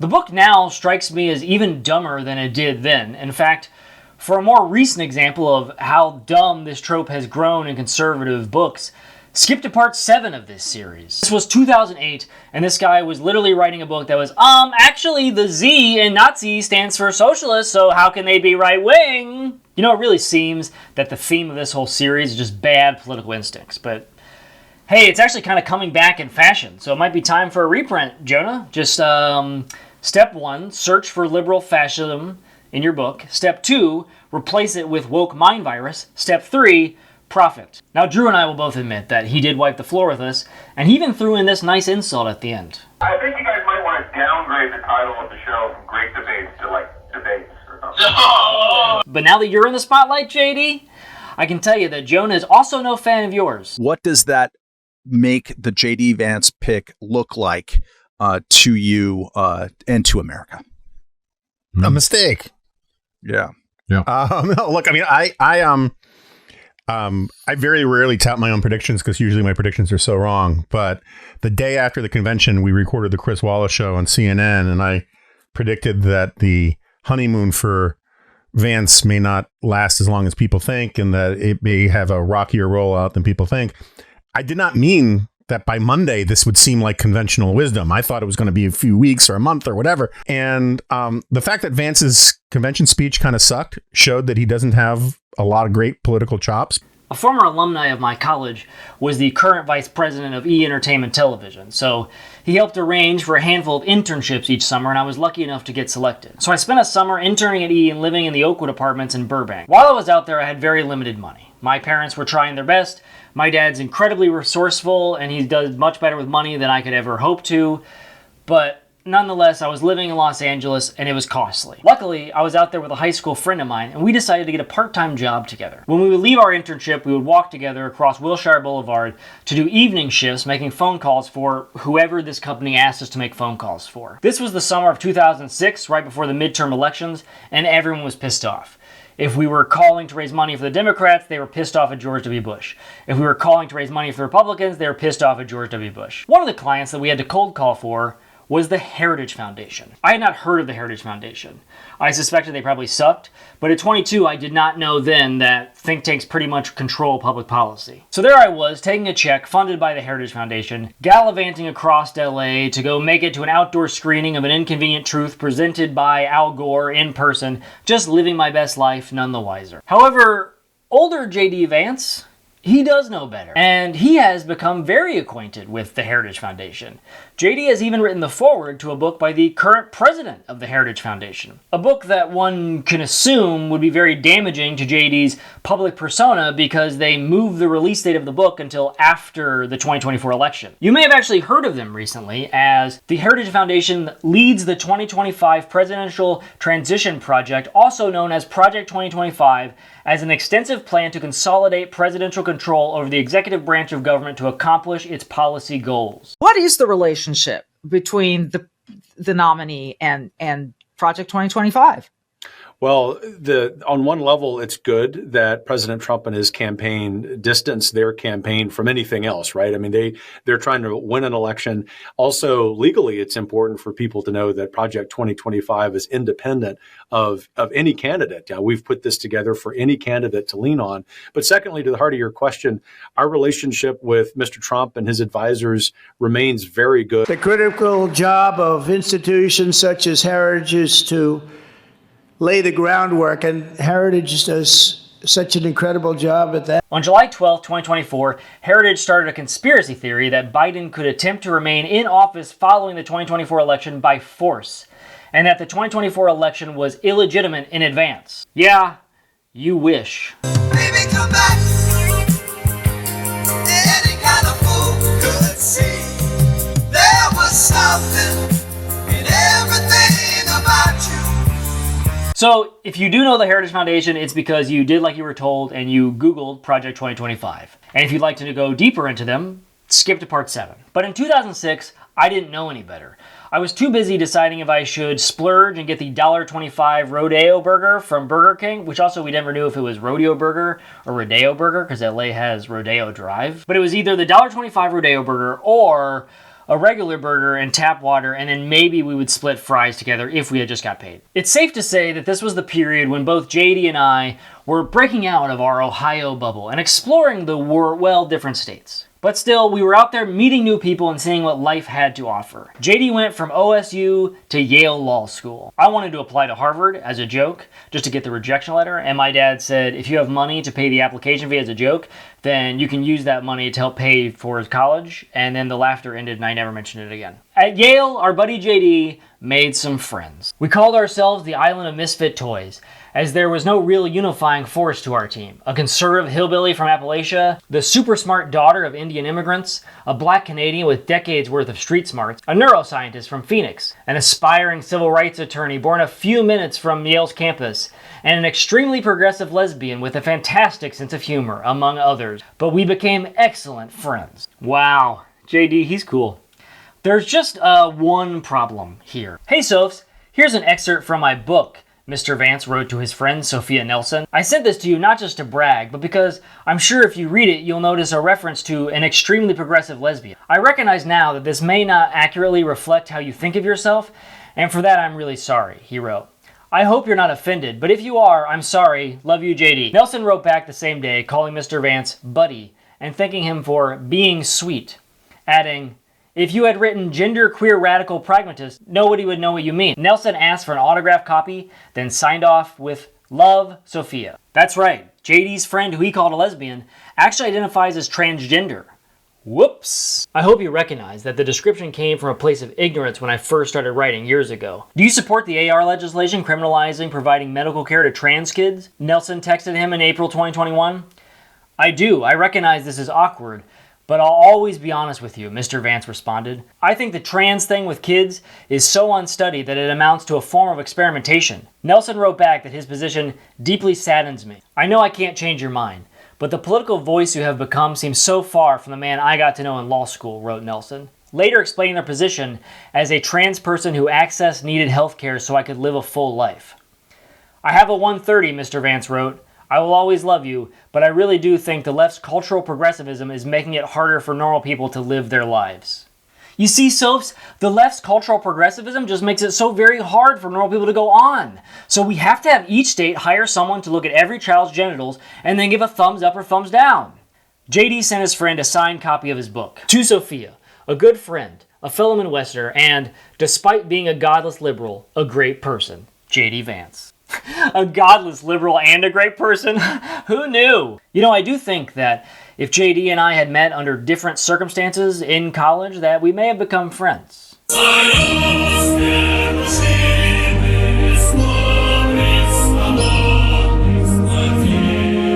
I gladly stand up next to you and defend her still today. 'Cause there ain't no doubt I love this land. God bless the USA. But when I went to write my memoir, I referred to him as a dipshit pigfucker, just so my new East Coast liberal friends would be able to contextualize where he came from and understand this weird world that, oh God, blah, blah, blah, blah, blah.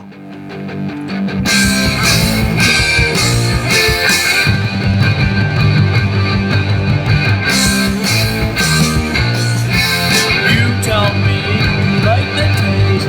Yeah, just that's just. You tell me it calms your nerve. Yeah, just that looks strong. You tell me you wanna be different. Yeah, just change for a sake. You tell me it's only natural. Yeah, just need the proof. Did you fucking get it? It was the best of times, it was the worst of times. JD was in law school, I was in improv school.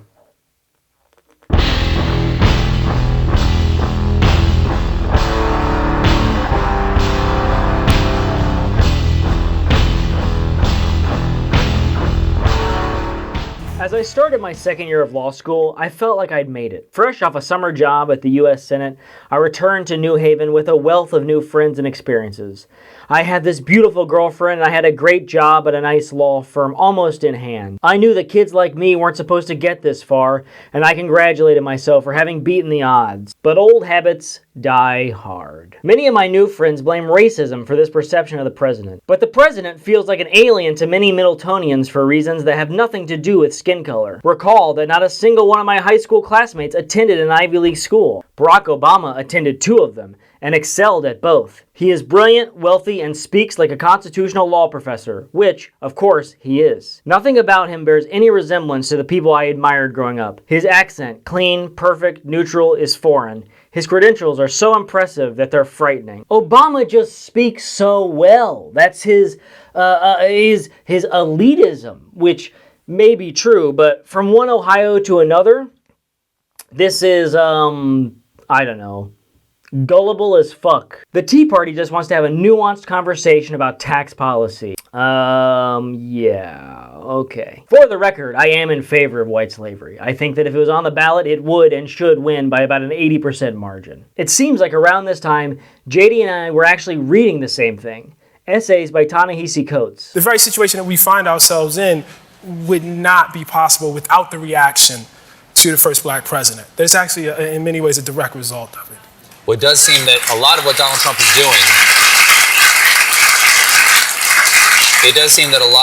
is doing, is motivated merely to try to reverse something that Barack Exactly. I mean, there's been journalism about this. The first thing he wants to know is what was Obama's position on it. You have had a hard time in some interviews expressing a sense of hope that things will get better in this country. Do you have any hope tonight for the people out there about how we could be a better country, we had a better race relations, we have better politics? No, but I'm not the person you should go to for that. You should go to your pastor. Your pastor provides you hope. Your friends provide you hope. There are figures that exist in better times. The President of the United States provides you hope. There are people who have that kind of moral, place in the world. That's not my job. The written conversation turned to a much-discussed essay by Ta-Nehisi Coates in The Atlantic making the case for reparations. Mr. Vance offered that whatever problems he had with reparations generally, I have at least been convinced of the virtue of compensating modern victims who've suffered redlining or denial of federal benefits. Denial of federal benefits. Wow, how far our boy has come. To be fair, reparations are not some far-fetched idea. They have actually been very, very real. Like in the case of France charging Haiti reparations for the losses it incurred due to the Haitian Revolution when it was no longer able to enslave Haitians. Haitians. You remember them from earlier about Springfield? They're eating the dogs. The Haiti independence debt involves an 1825 agreement between Haiti and France that included France demanding an indemnity of 150 million francs to be paid by Haiti in claims over property, including Haitian slaves, that was lost through the Haitian Revolution in return for diplomatic recognition. You said, quote, Haiti is so screwed up because it wasn't colonized long enough, end quote. Is that correct? Did you say that? I'm happy to talk about that all you want. You did say it, that's right? I wrote it, yes. You said that. Haiti was colonized as a slave plantation colony.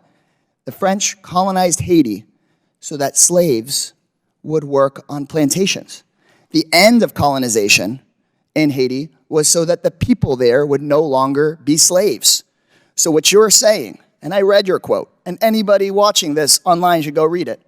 What you're saying is it would have been good if they'd stayed colonized, which means that it would have been good if they had stayed enslaved by the French. In the long run, it's one of the In the long run, history. No, people shouldn't have been enslaved a single day. I'm reclaiming my time, Chairman. And they had every right. They had every right to throw the. What French you said out. is that My you would have point wanted is, them. Reclaiming my time. I'm talking They would now. have been freed You 30 said years later, you said- and they would have been in the same situation. You're saying you wanted 30 more years of slavery in Haiti. Reclaiming No, I my did time. not. I did You not. just said I it. do not Honestly, want that. it adds up. You said that they would have benefited from the French influence. In The the French long were run, the ones. like the people in Martinique and Reclaiming my time, Mr. Chairman. I'd like my time back. Please. just reclaim enslaved. my time. This is my time, Mr. Corkorian. They are much better off. Honestly, now this than all Haiti starts was. to add up. Before today, I couldn't understand why Trump's Project 2025 could advocate for ending civil rights protections. Why would Trump's Project 2025, I know there's crazy stuff in here, but I couldn't get why it would advocate for ending protections against discrimination. But now I understand. We have Project 2025 board members here who are the directors of groups that the Southern Poverty Law Center has designated as a hate group. We have people that are on the board that developed this who have said, for example, that Haitians would have been better off with more influence from their enslavers. With the debt removing the equivalent of $21 billion in US dollars in 2020 terms from the Haitian economy. For comparison, Haiti's nominal GDP in 2020 stood at $14 billion in US dollars.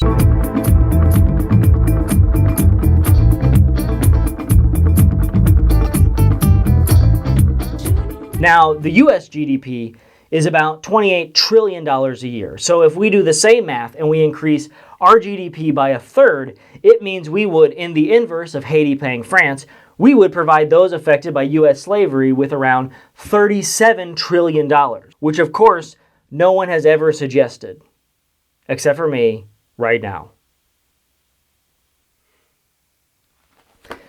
In 2013, I was on an improv team called Tickles. We were losing a UCB cage match to the Stepfathers. Even if you understood what I just said, it would still mean very little to you. I've seen it acting crazy! Acting crazy! We have enough pots! I got my soup pot and my bigger things pot, and that's all I need! And at that same time, 2 Yale law students were organizing a discussion group on the subject of social decline in white America. Those 2 students were J.D. Vance and Usha Chilukuri, the daughter of Indian immigrants born and raised in San Diego, California. Somebody pointed out that there's this weird way in which, like, every phase of your life, you have this, like, strong female that you could attach yourself to, right? It was your mammal, it was your sister, it was your aunt, and now it's Usha.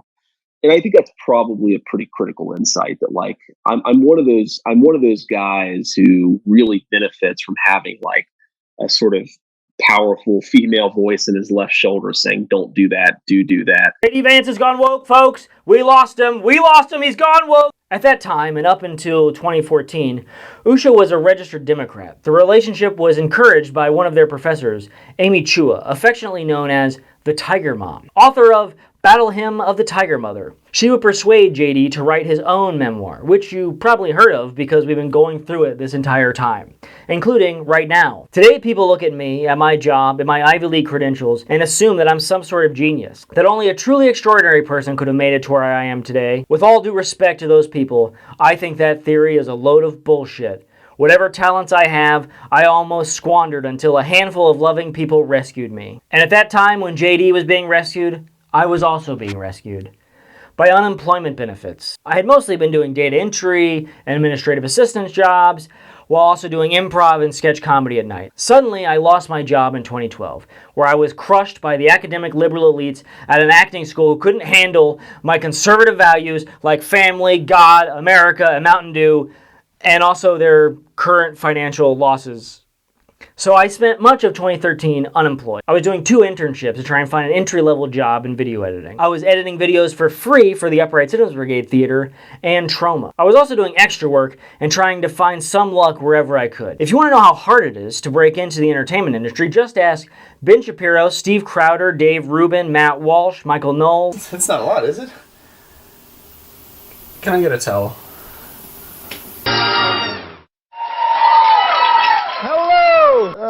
A lot of straight people, really? I was going to have security remove like 3 or 4 of you, but I guess... Did you want to say my names and stuff? Yeah, just say, you know, just... Is it safe? It is the first time doing a video. Yeah, it's my first time. I didn't know, about the whole internet thing with... And a slew of other Hollywood rejects who are currently lucky enough to have finally made it by throwing the money of conservative billionaires into a pit just to prove that there's a market for their cruel and reactionary slop. That's the biggest I've ever seen on a lady. I don't care. Lady Ballers. At this time, unemployment was still in such a bad place following the 2008 housing crisis that there were extensions to the unemployment insurance. Unfortunately, I found myself in these rounds of extensions as House Speaker John Boehner, from Ohio, was continually using these as a bargaining chip as he threatened Obama with government shutdowns. When everybody wanted a full year of extended unemployment benefits, we were here fighting for the right things. May not have been politically the smartest thing in the world, but I'm going to tell you what, I think our members waged a good fight. You ever hear the Boehner birthday song? This is your birthday song. It doesn't last too long. Hey! So there I was, waiting to see if my unemployment would be cut, so rich Republicans can go back and tell their voters that they won, they cut government spending. But at what cost? I want to assure the people that have that have watched this thing till 11:45, and I have missed the Kentucky-South Carolina game that started at 9 o'clock, and it's the only redeeming chance we had to beat South Carolina. However, things were going differently for J.D. Vance. 2 years earlier, I had applied to dozens of places in the hopes of landing a well-paying job after college, but was rebuffed every time. Now, after only a year at Yale Law, my classmates and I were being handed 6-figure salaries by men who had argued before the United States Supreme Court. It was pretty clear that there was some mysterious force at work, and I had just tapped into it for the first time.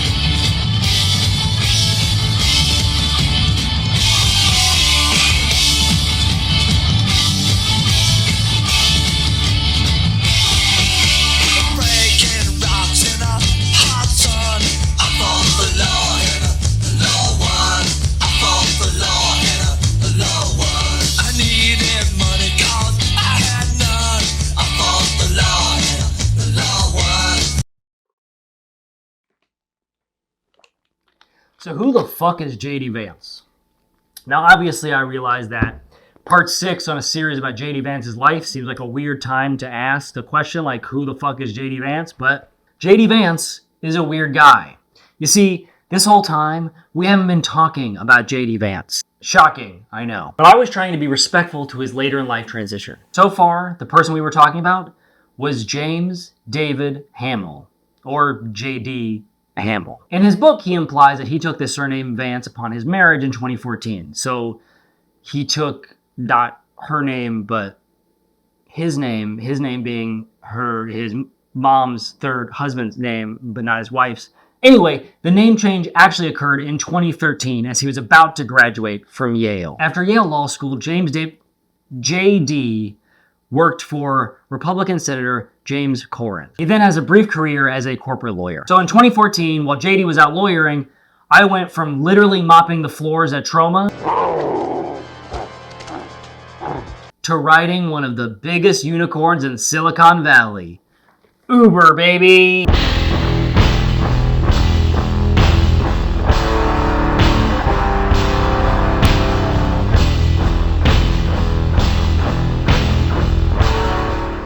Got what was basically a customer service job, except the customer was New York City taxi cab drivers signing up for or currently working with Uber. I was contracted for about 10 months And then I was a part of the first 6 people in this type of role to become permanent employees at Uber. Got to see firsthand the inner workings of a growing tech behemoth from inside one of the most heavily regulated cities. You may be familiar with Uber and its fight against regulations. I was working alongside many young Ivy League grads who had just come out of post-consulting jobs. I was assisting Goldman Sachs employees and working closely with a multi-million-dollar company that was founded by a couple of Uber drivers who saw that there was more money in renting out taxis than driving them. One such business owner I ran into when I was taking half a day off to be an extra in an opening for SNL. His brother had just become a recent cast member. It's Saturday Night Live. Now I won't show you the opening or tell you who it was, but suffice it to say I was cut before it went to air, and that was about the closest I ever got to appearing on SNL. So, pathway to the presidency via Al Franken be damned. Anyway, at Uber, I generally kept my left-leaning politics to myself, and I tried to listen carefully to catch the realities hidden under business jargon. Shut down a driver incentive here, close a program there, change a requirement here, and pretty soon we're making real value for our shareholders. What struck me was how similar the experience was to my time working at Kroger in high school. Now, obviously, the customers are worlds apart. They literally hold up stereotypes about each other, and in many ways will likely never become in real contact with each other except in a sort of transactional basis. But the interactions that I was having with them were pretty identical. I was the face of a giant corporation, and they could just walk all over me and air out all of their grievances. And as long as that person felt their grievances were heard in such a way that they would not stop shopping at Kroger or stop driving for Uber, then I did my job as far as Kroger or Uber was concerned. But in those interactions, I found the key to real change.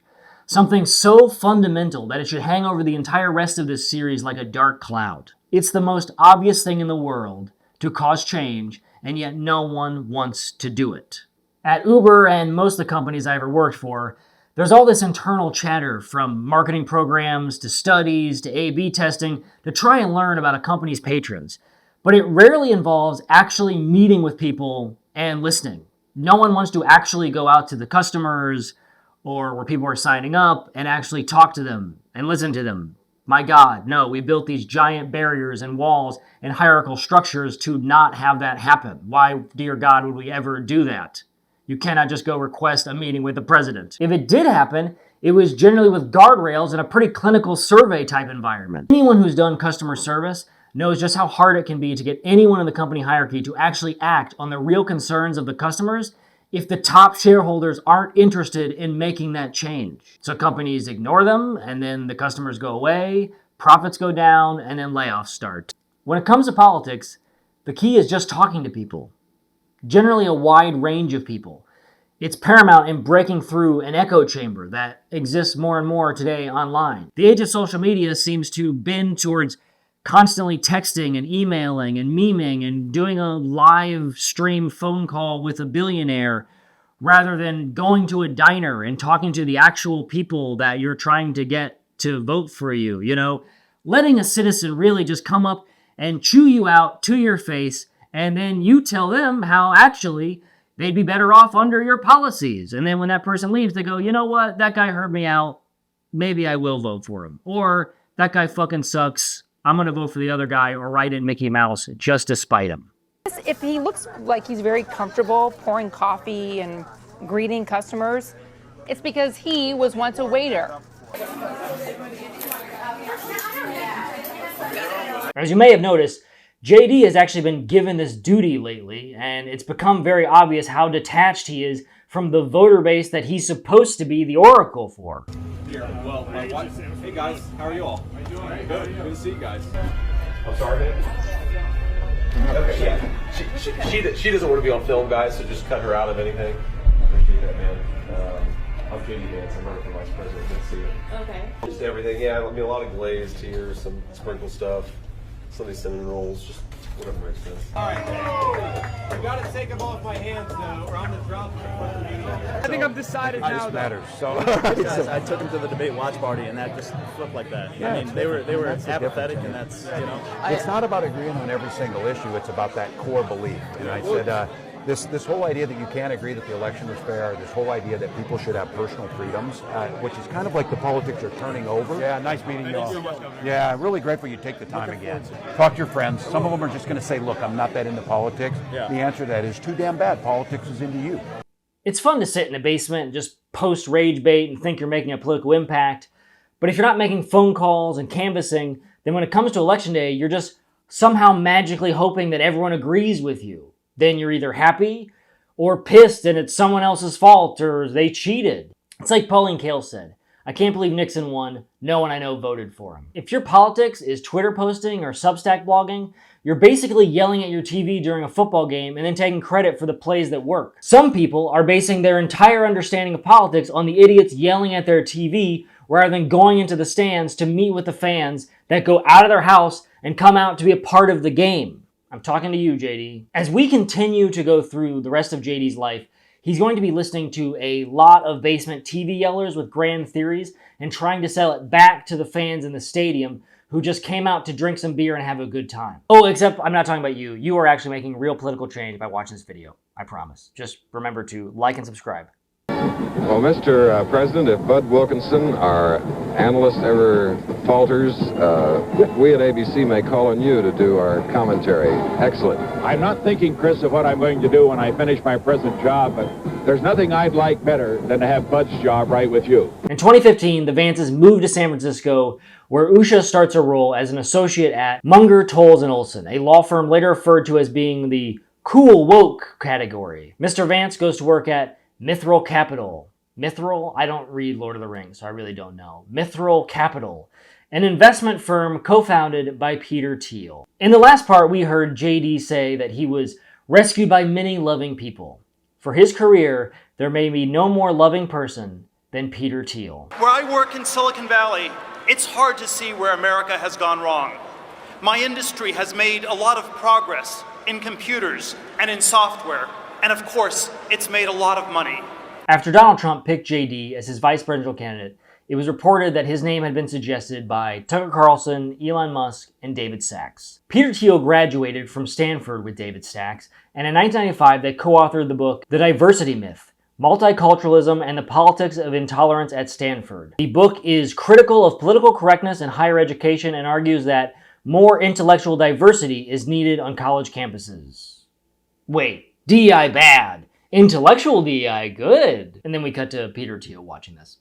Yeah! Elon Musk founded PayPal with Peter Thiel. Peter Thiel said about the founding of PayPal, in the late 1990s, the founding vision of PayPal centered on the creation of a new world currency, free from all government control and dilution. In that same article published for Cato Unbound, Peter Thiel says, the hope of the internet is that these new worlds will impact and force change on existing social and political order. The limitation of the internet is that these new worlds are virtual and that any escape may be more imaginary than real. The open question, which will not be resolved for many years, centers on which of these accounts of the internet proves true. And then there's Tucker Carlson, who sucks, and I'm sure if I really cared I could find some Thiel connection, but I didn't bother to, so let's move on.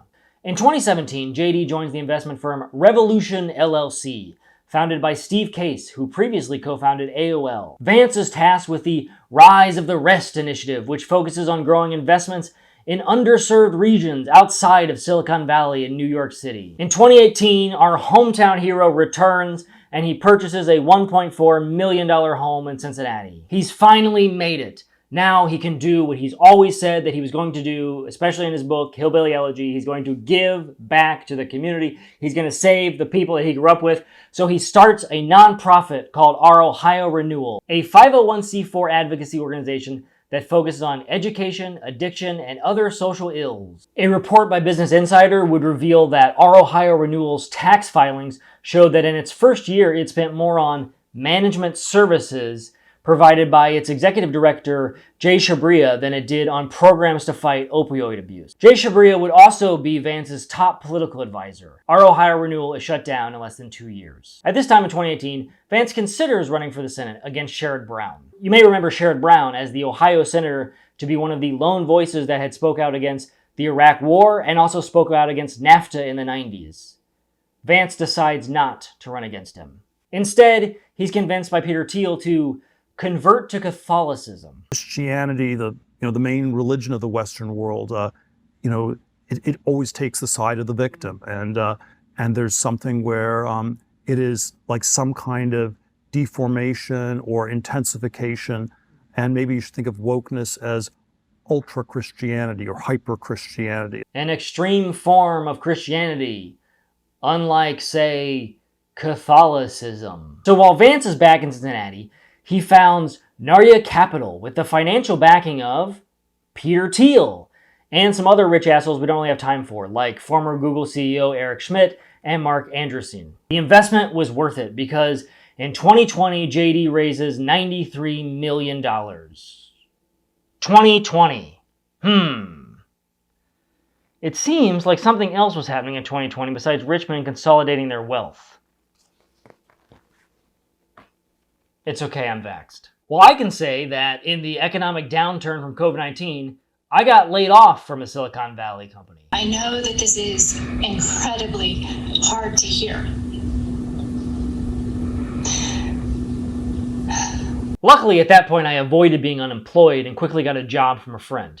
He was working with a catering service that had pivoted to making and delivering meals on behalf of New York City to those affected by COVID. In the end, we were delivering about 1,000 meals a day, 6 days a week to all 5 boroughs. Not the same as raising $93 million for a venture capitalist firm, but you know. But if you really want to control the future, then there are periods in human history when money is not enough, to quote Trinidadian historian C.L.R. James in his book, The Black Jacobins. Or if you'd like a more current quote from Twitter user Internet Hippo from a deleted post, funniest thing that money does to your brain is trick you into thinking that you're good at everything. Tech billionaires are on here posting what they think are profound political insights, and it's 8th grade level stuff. Everyone wants to know whether JD's gonna run for office. Who's everyone? Everyone. Just everyone. Trust me. I speak to them. Okay. What do you think? Should he run for office? I think someday, if the time is right, and if he really feels that that's the best way that he can contribute to his home, then I think that would be a great idea. Why do you get uncomfortable when that idea comes up? I think that, you know, when people ask me if I want to run for office, part of me wonders, like, do they think I just give off a used car salesman vibe? Used car salesman vibe. Used car salesman vibe. Don't you think it's more born of hope that you could be a real change agent? Yeah, no, I think that's the optimistic take on it. I'm very flattered when people ask me, and you never say never, but it's just not something that I think about doing right now. In March 2021, Peter Thiel gets even more involved in JD's life. He asks Usha if he can move his bed in between theirs in the master bedroom, and he gives $10 million to Protect Ohio Values, a super PAC created that February to support a potential Vance candidacy. So JD decides it's finally time to make a run for the Senate, and I decide I'm going to go to law school, a coding boot camp, just like everyone else did during quarantine. Anybody who can throw coal into a furnace can learn how to program, for God's sake. They have launched a campaign telling those who are unemployed to just go out and find something new. It's just that easy, Sagar. Just go find something new. After winning the most expensive Ohio primary of all time at $75 million, our boy is finally running to be the Republican Party's Senate candidate in the 2022 midterms. JD to the rescue. JD to the rescue. And with all that incoming attention onto him and his life, he's going to have to finally start having a more definitive ideology than we've seen so far. So let's dive in. Vance stated around this time that he believes a well-educated and culturally liberal American elite has greatly benefited from globalization, the financialization of our economy, and the growing powers of big tech. This has led an Ivy League intellectual and management class, a quasi-aristocracy he calls the regime, to adopt a set of economic and cultural interests that directly oppose those of people in places like Middletown, Ohio, where he grew up. In the Vancian view, this class has no stake in what people on the new right often call the real economy, the farm and factory jobs that once sustained middle-class life in Middle America. This is a fundamental difference between new right figures like Vance and the Reaganite right-wingers of their parents' generation. To Vance, and he said this, culture war is class warfare. Okay, so there's this group of Ivy League intellectuals and management class elites that have benefited financially from globalization. Let's call them the elites, the regime, the bourgeoisie, who are separated from the real material economy of farm and factory jobs. Let's call them the proletariat, Well, the financial interest of this upper class is opposed to that of the lower class, okay, and they're alienated from the work that they do for the upper class. So in order to stop this, we must outlaw abortion, let Donald Trump become king, and then view the genitals of every high schooler who wants to play sports. And this will save the economy and punish the elites by cleansing Germany of Marxism. To accomplish taking on these vile elites, Vance offered his highest donors the chance to dine with him and then one of the richest men in Silicon Valley, his new billionaire sugar daddy. Silicon Valley is supposed to be, they're supposed to care about climate. They're supposed to be, pro-science and rational and libertarians. So normally libertarians don't like authoritarians. What's up with that? I think it's actually, we've made it way too complicated. It's super simple. These are very rich men who have decided to back the Republican Party that tends to do good things for very rich men. Peter Thiel ends up giving $15 million through super PACs to Vance's campaign. Vance is endorsed by only one sitting U.S. Senator, Josh Hawley, another recipient of Thiel's money, including hundreds of thousands of dollars when he was still the Attorney General of Missouri before his own Senate run. Big finance, big tech, Wall Street, the biggest corporations, the universities, the media, and the government.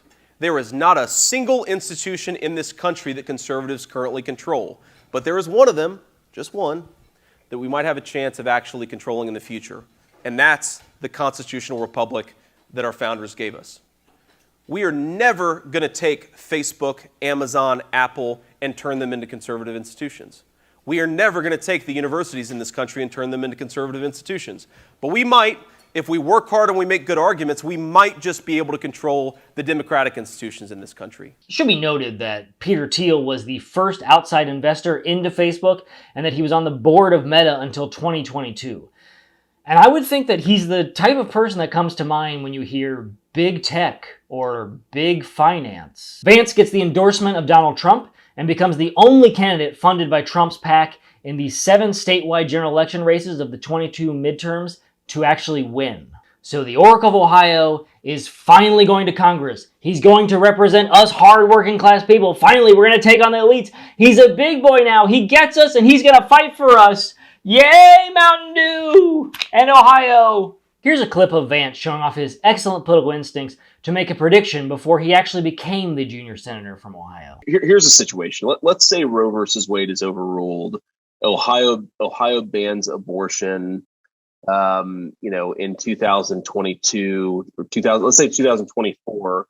And then, every day George Soros sends a 747 to Columbus to load up disproportionately black women to get them to go have abortions in California. And of course, the left will celebrate this as a victory for diversity. That's kind of creepy. Health justice is when we exterminate working class black people. Yeah, something like that could, that would be a really weird turn of events that could happen, yes. And it's like, if that happens, do you need some federal response to prevent it from happening? Because it's really creepy. Yes, that made-up scenario would be creepy, especially if I was the type of person who just spends all day online creating up conspiratorial fantasies in my head just to make myself mad. That would really piss me off. The point is, he's supposed to be the guy that understands Ohio. He's going to speak up for us and take on the godless elites. Yet, JD did not even need to wait until 2024 because in November of 2023, 1 year after he became a senator, Ohio had Issue 1, which resulted in abortion rights being upheld in Ohio.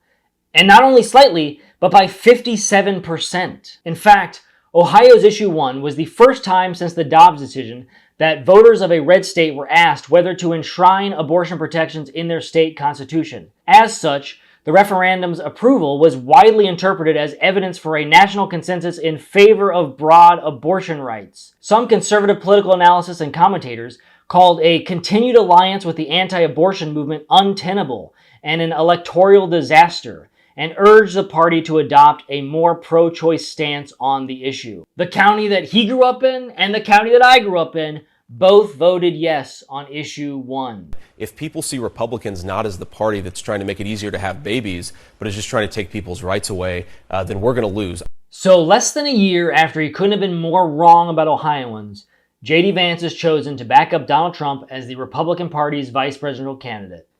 ensuring that in the 2024 presidential election, the Republicans are definitely going to win Ohio, a state they were going to win anyway. Woo!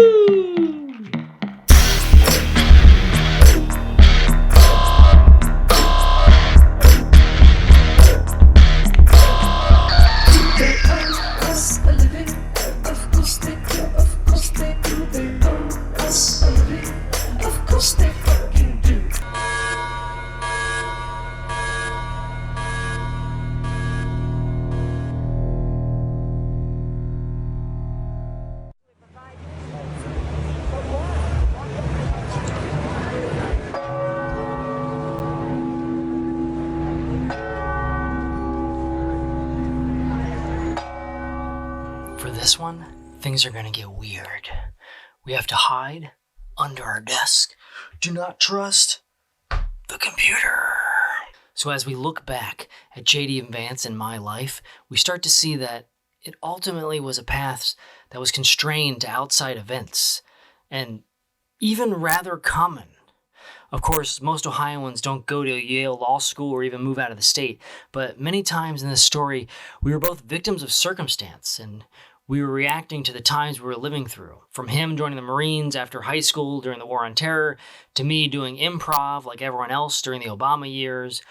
We were truly just coconuts that fell out of a very specific coconut tree at a very specific time in history. And with that, we should consider the era that JD and I were both born into. We lived and are living through humanity's embrace of the internet.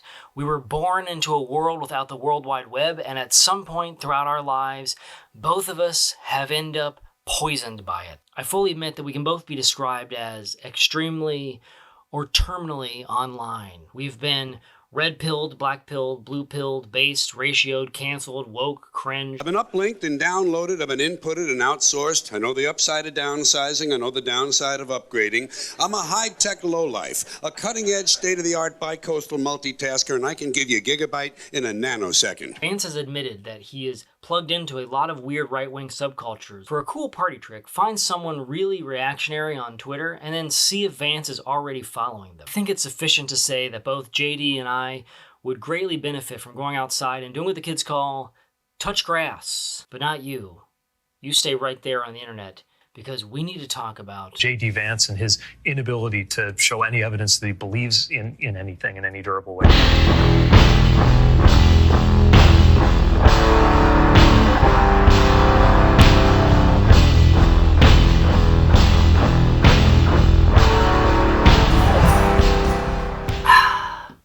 In the last episode, we learned that JD's finally going to Congress to fight for us, the working people who understand that we're in a class war. The culture war in this country is a class war.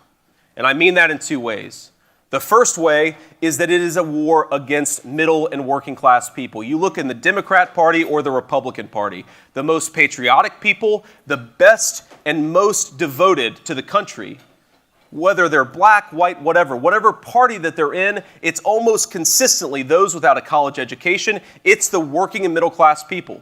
Hell yeah, JD. Let's go out tonight and go kick Warren Buffett's ass. The extreme rich are clearly winning.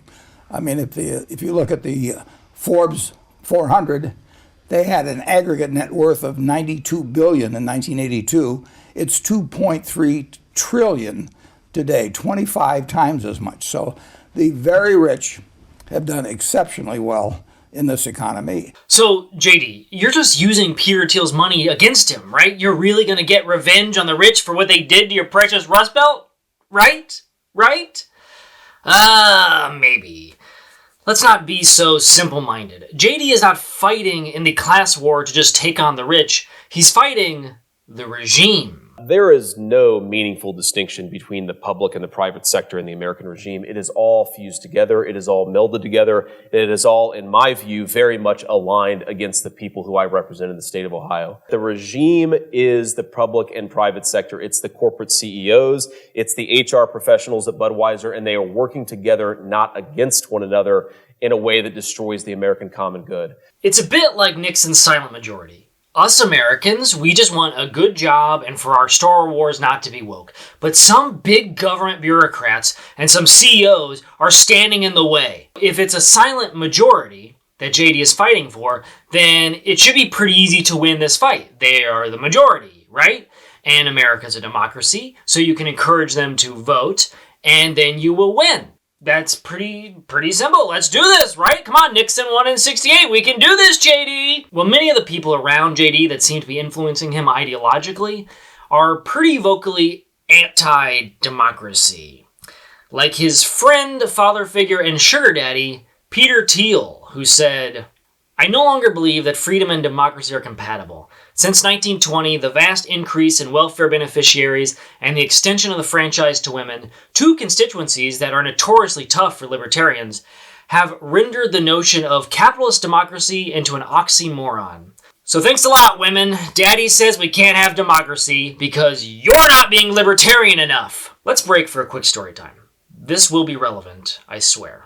In my mid to late 20s, I was living in New York City and I fell under the spell of the political ideology known as anarchism. A completely reasonable mistake that could happen to anyone. I was the right mix of righteous and indignant, and it just felt like what I needed at the time. I was living in Brooklyn in a basement apartment that you got to from a street crate, and I never bought a lock for it so I could feel like I was truly living by my values. The computer was about the only thing that I owned that had any real value to it, so whenever I would return home and it was still there, huzzah, the system works. Now, often when I was at a bar and would bring up the virtues of anarchism, I noticed it always devolved into people trying to convince me that anarchy will never work because human nature is flawed and humans are ultimately terrible deep down, and that, sure, they would murder me. I got pretty tired of having conversations where very nice, reasonable people were trying to convince me that without some outside threat, like, oh, if murder wasn't illegal, people would be killing people all the time. And it's like, okay, well, why don't you jump across this table right now and kill me? Well, nice talking to you, buddy. Let's try not get dragged back into these conversations, okay? There I was at a bar with my then girlfriend and her friends from a college class. I was having the same basic conversation when the guy I'm talking to tells me that he is a fascist. Normally, this is a political affiliation that is yelled at you, not one you self-describe as. Oh, you're an anarchist? Well, how convenient, because I am your sworn enemy, a fascist. It was like when two dogs meet, or when Homer Simpson met Peter Griffin. He tells me, "You should read the Fascist Manifesto. It's short, only 4 pages. And then you might agree and join me as a fascist." Okay, so my girlfriend and I leave the bar with this kid, and he invites us to keep drinking and talking back at his place. We hail a cab and are on our way, and he says, "This is taking longer than usual. This guy's trying to, screw us out of our money. He's taking the wrong route. I only live a few blocks that way. Why is he going this way? Blah, blah, let's just get out and walk over there." My girlfriend and I are obviously very against this, but this kid is, very mouthy and very assertive. He's clearly going to get out. So are we going to stay in the cab and be like, okay, we're just going to keep riding around the block a few times and then we'll pay for the tab and get out and then come to your place and see you in 15, 30 minutes. Okay, bye. No. He gets out of the cab and we join him. The taxi follows us for a bit. We're feeling very, very guilty. Let's just go back and pay the guy and just end this now. He tells us, no, follow me, walk down this one-way street, and then we'll be right at my apartment. Okay, so in my head, I'm thinking, if this kid pulls us off, no wonder he's a fascist. He just walks around doing whatever the hell he wants. So in a way, I'm curious if I'm in the presence of some badass who just bends the world to his whim. It turns out that he was not some badass. After walking down the one-way street, a police car comes speeding down the wrong way and drives up on the sidewalk right by us. They sit us down on the sidewalk and do so carelessly that they break a glass root beer bottle that was in my girlfriend's tote bag. They tell us, "Let us talk to the cabbie. Most likely we're going to make you pay," and then that's that. That was not that. And they decided to take us to the Bed-Stuy drunk tank and let us stay there for the night. So now this guy and I are in a cell with 12 other men. My girlfriend is in a cell right next to us with about 8 women. And I immediately regret ever falling for this guy's wrongfully deserved confidence. At 8 in the morning, they drive us to a separate location, take our fingerprints and mug shots, and then let us go. The cops never even do the paperwork to try us for anything. I say all this to emphasize a lesson I learned the hard way. Never hang out with a fascist. At least I just had to spend the night in a drunk tank. JD's fascist friends have him spending 4 months giving speech after speech about how much he likes Donald Trump. I think I won. You see, Peter Thiel is friends with this guy named Moldbug. Moldbug! He's known for being a major player in the anti-egalitarian and anti-democratic philosophical movement known as the Dark Enlightenment, or the neo-reactionary movement. Whenever I hear reactionary, I just think of an old person alone in an armchair full of anxiety, peeping out their windows. What was that? Who just pulled my driveway? Who's that? A neo-reactionary? Nah, we're freaking out wearing sunglasses, baby. In 2016, Moldbug told Milo Yiannopoulos, that guy who you already forgot about from like 2017 Trump era. Moldbug tells him that he's been coaching Thiel, and he watched the 2016 US election at Thiel's house. So, Mr. Boldbug, Mr. Bold Mug would actually, I think, be a better name. But let's call him Yarvin, because that's his actual name. And if you're thinking of a Yarvin, you've probably got a pretty accurate picture of the guy in your head. He's the type of guy who thinks it looks good to pose for a photo like this.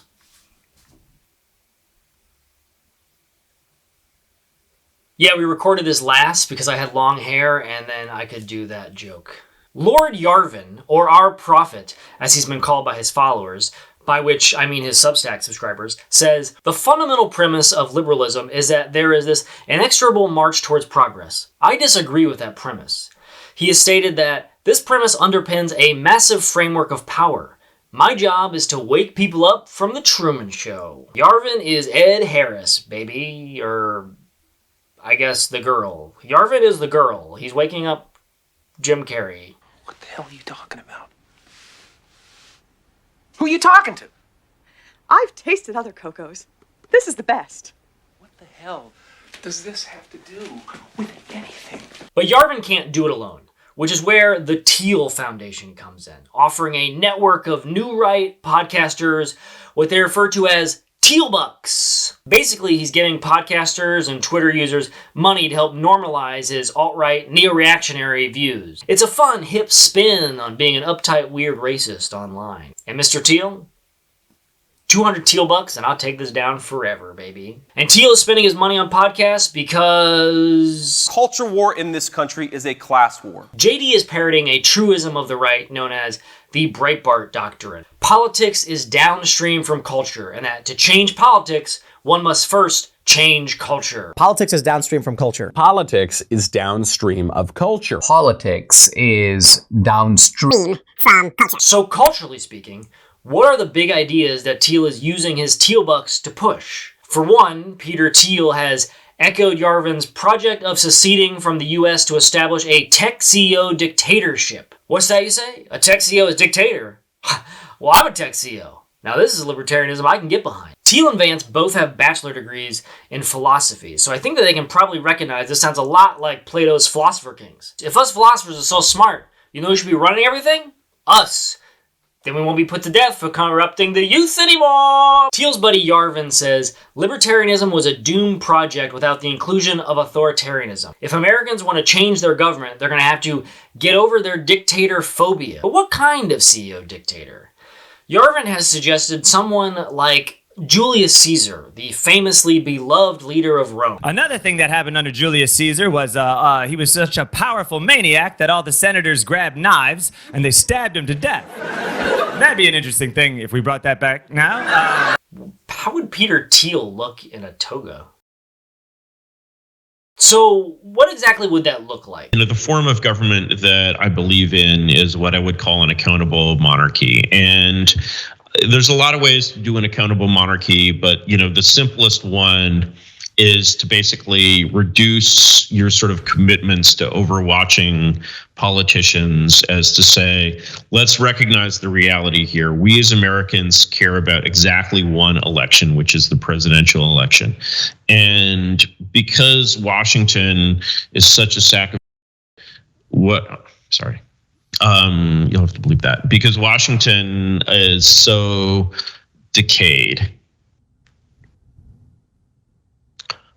what we need is to basically have a CEO there. And what we're going to trust is that whoever wins the election is whoever has the confidence of the people to be the CEO of Washington. And by the way, if you read the Constitution, the Constitution is actually totally more than tolerant of this form of government. It says right there that the president is the chief executive of the executive branch. And yet, as we use the word, and they meant the word chief executive as we use it in the private sector, and the president doesn't matter if he's a Republican or a Democrat, he doesn't have 1/1000th of a control of the so-called executive branch that a private sector CEO has. Okay, it's really controlled by Congress. And so what you're basically saying is, I'm saying, okay, make sure you have a system where the people still evaluate the president's work every 4 years, make him accountable to the voters,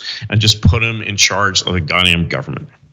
Isn't that a democracy? I thought you were arguing against. Yeah, it is. It's a democracy in which democracy puts forward a monarch rather than putting forward policies. And most people think of a democracy in terms of voting on policies. I understand. Yes. I understand. But in those 4 years, then, if he is truly a monarch and he's unaccountable, again, he could execute anyone he likes. He could end the elections. He could do anything he wants. He sure could. And so what you really, he sure could. To quote a Vanity Fair article by journalist James Pogue, Yarvin considers himself a reactionary, not just a conservative. He thinks it's impossible for an Ivy League educated person to really be a conservative. He has consistently argued that conservatives waste their time and political energy on fights over issues like gay marriage or critical race theory because liberal ideology holds sway in the important institutions of prestige, media, and academia, an intertwined nexus he calls the cathedral. He developed a theory to explain the fact that America has lost its so-called state capacity. His explanation for why it so often seems that it is not actually capable of governing anymore. The power of the executive branch has slowly devolved into an oligarchy of the educated who care more about competing for status within the system than they do about America's national interests. It's basically just a better nuanced version of JD's concept of the regime, what he called the quasi-aristocracy of the Ivy League intellectual and management class. Those are the real bastards getting us down. You're clearly, from my perspective, looking very much at a fall of the Roman Republic event here in a best case scenario. Worst case scenario is more like the fall of the Roman Empire. Right. Let's go for the best case scenario. But we're clearly at a transition between one form of government and another. Yes, and the thing that to observe, and the reason why the fall of the Roman Republic is a best case scenario is that it got a couple of very good CEOs in a row. It got Caesar, who was an excellent CEO, but could have worked a little harder on his personal security. And then it got Augustus, who was merely a very good CEO, who continued Caesar's regime for like 30 years or whatever. And by the time, Augustus had reinvented the Roman state, it was a pretty effective organization. And that's why it ruled the known world for the next 400 years, despite, fucking some shit up. As a 2014 Baffler article put it, mouth-breathing Machiavelli's dream of a Silicon Reich. When it comes to J.D. Vance, Yarvin has said, the highly respected journalism industry is up to its usual trick of portraying me as a significant influence on random normie politicians whom I've barely ever met. Youch. Even that hurt me for you, JD. Sorry, buddy. Sure, I've shaken hands with Senator Vance a couple of times. I'll bet he has also shaken hands with someone who shook hands with Jeffrey Epstein. So have I, in fact. That makes us all pedos. While I admire the senator and think that he has some potential, he is hardly a friend of mine, and I can't imagine I have influenced him. Okay, well, you don't have to call yourself a pedo, so I don't really understand what that was about. But to quote JD, so there's this guy, Curtis Yarvin, who have been writing about some of these things. We can take Yarvin at his word that he was coaching Teal, and Teal has been giving money to Vance, and I did uncredited extra work in The Amazing Spider-Man 2, which starred Emma Stone, who was in Crazy Stupid Love with Kevin Bacon. Boom! So despite having law degrees from Ivy League and Ivy Plus universities, Teal and Vance are going to take down these elite Ivy League bastards, keeping the working man down, and then make a tech CEO dictator, and then suddenly the Rust Belt will live happily ever after. But in all seriousness, what is the plan here? We are in a late Republican period, Vance said, invoking the common New Right view of America as Rome awaiting its Caesar. If we're going to push back against it, we're going to have to get pretty wild and pretty far out there and go in directions that a lot of conservatives right now are uncomfortable with. Hey buddy, I'm right there with you. Let's get wild. Let's go there, all right? Let's make some conservatives uncomfortable. We're going to have to get a little uncomfortable. Yarvin is a computer scientist, and he has referred to his plan as rebooting the American government. Since 2012, he has been pushing a plan called RAGE, retire all government employees. But he wants to do it with full pensions. Seriously. So I guess that's good if you're a government employee. J.D. Vance has said, I think Trump is going to run again in 2024. He is, buddy, and I got some news for you. I think what Trump should do, if I was giving him one piece of advice, fire every single mid-level bureaucrat, every civil servant in the administrative state, and replace them with our people. Now, this may sound familiar if you've recently did as you were told and Googled Project 2025. If you didn't, I'll tell you.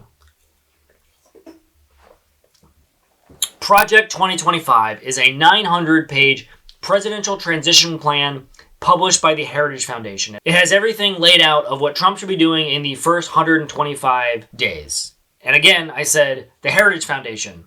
I told you they'd be back. It proposes reclassifying tens of thousands of federal civil service workers as political appointees in order to replace them with people loyal to the president. Proponents of the project argue that it would dismantle what they view as a vast, unaccountable, and mostly liberal government bureaucracy. And in it, it includes a database of vetted political servants who are ready for the job. In regards to Project 2025, Yarvin has said, I condemn and disavow these projects. It is embarrassing that people are associating me with them and the actual severe right. Undaunted, we will strive to educate the president about the objective structure of reality and his effective policy options. Does he really want to spend the rest of his life as a normie? Our benevolent dictator, who we still have to educate on effective policy options. Do you really want to be a normie? Lame. In regards to Project 2025, the Heritage Foundation is happy with J.D. Vance. I am very happy with the J.D. pick. I think it's transformative for sure. Yeah. And he's, think of him as a member version of what we do. Yeah. So there's no think tank, no policy organization, no battle plan creator other than us for the worldview that I think Donald Trump has and that J.D. has. And J.D. Vance is happy with the Heritage Foundation. He's even written the foreword to an upcoming book by current president Kevin Roberts. You may notice the release date has conveniently been pushed back until after the 2024 election. The book is called Dawn's Early Light, Taking Back Washington to Save America. Its original subtitle was Burning Down Washington to Save America and featured a match on the center of its cover. I guess it's too bad the smiley face with a Hitler mustache was taken. Remember? Like 4 episodes and 8 hours ago, remember? In the foreword, J.D. Vance writes, in the classic American film Pulp Fiction, John Travolta's character recently returned from Wait, what?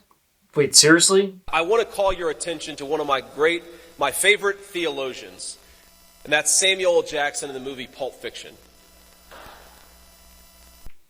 Okay. In the classic American film Pulp Fiction, John Travolta's character, recently returned from Amsterdam, observes that Europe has the same consumer goods as America, but there is just a little different. That is how I feel about Kevin Roberts' life. Who said the man couldn't write? Let's skip to the end. Both of us saw how a factory leaving a town could destroy the economic stability that provided the foundation for these families. And both of us learned to love the country that gave both of us and our families second chances, despite some bumps along the way. In these pages, Kevin is trying to figure out how we preserve as much of what worked in his own life while correcting what didn't. To that, we need more than a politics that simply removes the bad policies of the past. We need to rebuild. We need an offensive conservatism, not merely one that tries to prevent the left from doing things we don't like. We are now all realizing that it's time to circle the wagons and load the muskets in the fight that lay ahead. These ideas are an essential weapon. We need an offensive conservatism, and conservatives are offended, all right? JD is loading the musket and ready to fight for normal Americans. Read White. Like this lady from a leaked Project 2025 training video. Hi, I'm Katie Sullivan, and just a normal American woman. But to the left, that makes me a cisgendered ethno-imperialist birthing person with pronouns she, her. Words like that are quite a mouthful, and it's one America needs to spit out before we choke on it. We refuse to choke on it. So what are some of the big grievances that these angry conservatives are fighting back against? When I arrived at USAID, I had a career employee ask me how many children I had. I thought it was a bit odd of a question, but to be kind, I answered and I said I had 3 children. And he actually said to me, "Oh wow, 1.5 too many for the environment." I smiled and I said very politely, if I could have 10 more children, I would. I'm sorry, but there are real problems in this country, okay? So we're not going to be taking on wealth inequality, price gouging, downsizing, outsourcing, the militarization of law enforcement, mass shootings, restricted abortion access, our complicit genocide in Gaza. No, we're going to take on and get our muskets and fight a guy at work who said that we're having too many kids because it's bad for the environment. This guy didn't even pass any laws that affect you. He's just a guy who said something, and he's a guy that you made up, obviously. Remember, conservatives were never against cancel culture. They were just mad that they couldn't get cancel culture to work for them. They're all blah, blah, blah free speech when it comes to posting the N-word on X, but they will cut you off immediately if you try to do an impression of RFK Jr. Robert Kennedy explained this to me. This is his words, not mine, but if he's right, it's the craziest fucking thing I've ever heard in my life. And I think he's right. In the placebo group, two people died. I'm going to do his voice while you talk, if you don't mind. Don't do that. Don't do that. I'm busy trying to spread a conspiracy theory here, okay? Spotify gives me $100 million to do this, okay? The left is out there every day making us feel bad, and we have to take power and, I don't know, make it illegal to not be a straight Christian family with 10 kids, I guess. This really isn't me being nitpicky. I mean, it kind of is, but when J.D. Vance was asked, what would it mean if what he was doing worked? What would the world look like in your perfect fantasy, J.D.? It will mean my son grows up in a world where his masculinity, his support for his family and his community, his love of his community, is more important than whatever works for fucking McKinsey. Will someone put our kids over McKinsey? Alright, but how do we stop those that put McKinsey over our kids? Well, we're going to genocide them, of course. There's another book that JD put his name on this year.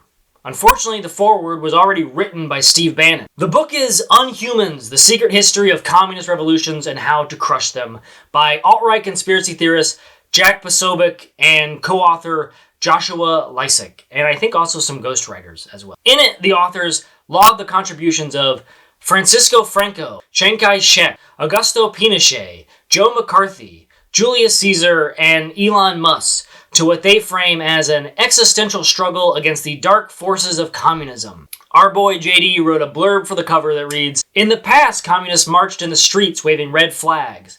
Today, they march through HR, college campuses, and courtrooms to wage lawfare against good, honest people." In Unhumans, Jack Posobiec and Joshua Lysak reveal their plans and show us what to do to fight back. I'm finally gonna take on my wife's divorce lawyer. No more will I sit still. These communists can pry my child support from my cold, dead hands. The core thesis of the book states that the American left intends to terrorize and subjugate the United States under a communist dictatorship. And by God, we're going to fight them on the beaches. We shall fight them in the fields and in the streets. But we're mostly going to fight them online without leaving our homes. We'll tweet a bunch of memes at these godless commie bastards until they turn off their computers and go back to having dinner with their families or something. So we can all gather together on Gab and share minions that are going to vote for Trump and hit the like button. Bastard Tommy! I hate him! I hate him! Ah! Ah! Cheese ready? Kind of. We were the people who landed in Normandy and defeated the Nazis in Europe. It was us, the anti-communist, that defeated the Nazis. Oh, the Nazis and fascists were strung up in the streets, which is why we now laud Francis Franco, Chiang Kai-shek, and Augusto Pinochet. A quick look at Jack Posobiec, let's look at him interviewing people at the DNC. Why we need into the abortion ban? Like, what is because you're with the guys with the vasectomies. You're on the vasectomy side of it. I'm not fucking anybody currently. So, like, I don't understand. Do you understand? They will cut this if there's with this language. I do. You're a fuck, Jack. All right. You. It's one of the things that we have. I can, but we can't have the language. Can't have the language. Lady, could you please stop swearing? I'm trying to show 7-year-old boomers at home why they should be ready to genocide you, and I can't do it if you're using inappropriate language. Let's look at another clip from the same interview. How many abortions have you had? How many abortions have you had? How many abortions have you had today? DNC. I'm getting paid by George Soros to have an abortion on the stage with no drugs. Which way are you going? Which way are you going? What do you mean, which way? Which type of abortion? What kind of abortions are there, Jack? There's pills, there's tools, there's a number of ways. So it's going to be on stage. So a normal person would think that they would use tools, right? And vacuum it out and do all of that. Like if I took a pill that takes several days and nothing happens, you won't see anything. So you should probably like study how female anatomy works. I think this illustrates something very important about Jack and JD Vance. And really, all of these guys. We're trying to find out what they believe and why they believe it. Here is Jack being literally told something that he would truly want his viewers at home to believe is real. The Democrats are unhumans. They are soulless communists. But he knows that as monstrous as the Democrats are, and frankly you can argue that they are very monstrous, and that's for a whole different video, he knows that they're not going to be having a live abortion performed on stage during their convention, okay? They couldn't even get Beyonce. The point is, Jack doesn't even believe that the world is the way he seems to want people who like him to believe that it is. His book is about how the American left intends to terrorize and subjugate the United States under a communist dictatorship. Which I'll remind you, JD is stepping in with his buddies to say, no, not a communist dictatorship, a tech CO dictatorship. Jack has been called the king of fake news. In December 2016, Jack claimed without evidence that Disney had rewritten scenes in the Star Wars movie Rogue One to add anti-Trump scenes calling him a racist and called for a boycott of the Star Wars franchise. In November 2016, Jack attempted to discredit anti-Trump protesters by planting a sign at a protest reading Melania. He denied his involvement to BuzzFeed News, but the same phone number was used in his contact with the website and the text message that he reportedly sent. In June 2020, during the protests against racism and police brutality in the wake of the murder of George Floyd, he falsely claimed that there were pipe bombs planted at the Korean War Veterans Memorial in Washington, D.C., and that federal assets were in pursuit. There were no pipe bombs, and there was no evidence that any federal assets were investigated. The claim was, however, picked up by the Gateway Pundit and retweeted to over 29,000 users on Twitter. So this king of fake news is sounding the alarm of a coming communist dictatorship, but is constantly having to make up a reality that he's trying to convince you is real that we need to fight back against. None of those things ever happened, yet he's just trying to get people to believe it. During the George Floyd protests of 2020, Jack and the rest of the right-wing grifters had their chance. The godless big city liberals were being beaten down by police, and it was time for rural Americans to stand up and take back their cities, or something. This was a time when the rhetoric of unhumans from Jack could really launch. Police violence was in full force against the left, and the president was their president. Okay, he was their guy to, finally stand up for them and fight back. Although, if you remember, he was literally just hiding in the White House with the lights off until he emerged several days later like a groundhog to hold a Bible upside down in front of a church. But at that point, it was night after night of hysteria from the conservative arm of the neoliberal media apparatus, and the division that they sowed could only really create one incident of civil war. A pudgy 17-year-old who begged his mom to take him and his AR-15 across state lines to commit murder against the left. In Jack's book, he says, "There is no way to reason with those who manipulate the have-nots en masse to loot and to shoot. They simply hate those who are good-looking and successful, and these ugly liars who hate and kill are in league with big tech, undertaking the distinct revolutionary movement we are witnessing in the modern-day West." The book advises that law enforcement in red areas should target Antifa, Black Lives Matter, and some NGOs. As it's time to stop playing by the rules, they won't. Now, we can write Jack off as a grifter, a troll, whose divisive fear-mongering is financially beneficial for him. Here's a clip from February that he later said his comments were not meant to be taken seriously. Welcome to the end of democracy. We're here to overthrow it completely. We didn't get all the way there on January 6th, but we will endeavor to get rid of it and replace it with this right here. We'll replace it with this right here. Amen. That's right, because all glory is not to government, all glory to God. So we can assume this is not far from the real beliefs of J.D. Vance. Is J.D. even still fighting for the Ohioans he grew up around? J.D. came to public limelight as the magical messenger to tell the liberals that Ohio Trump voters aren't gullible rubes, but are Americans who are tired of being at the whim of economic downfalls and have real material concerns about their lives. Oh, thank you, J.D. Thank you so much. How exactly is any of this helping them?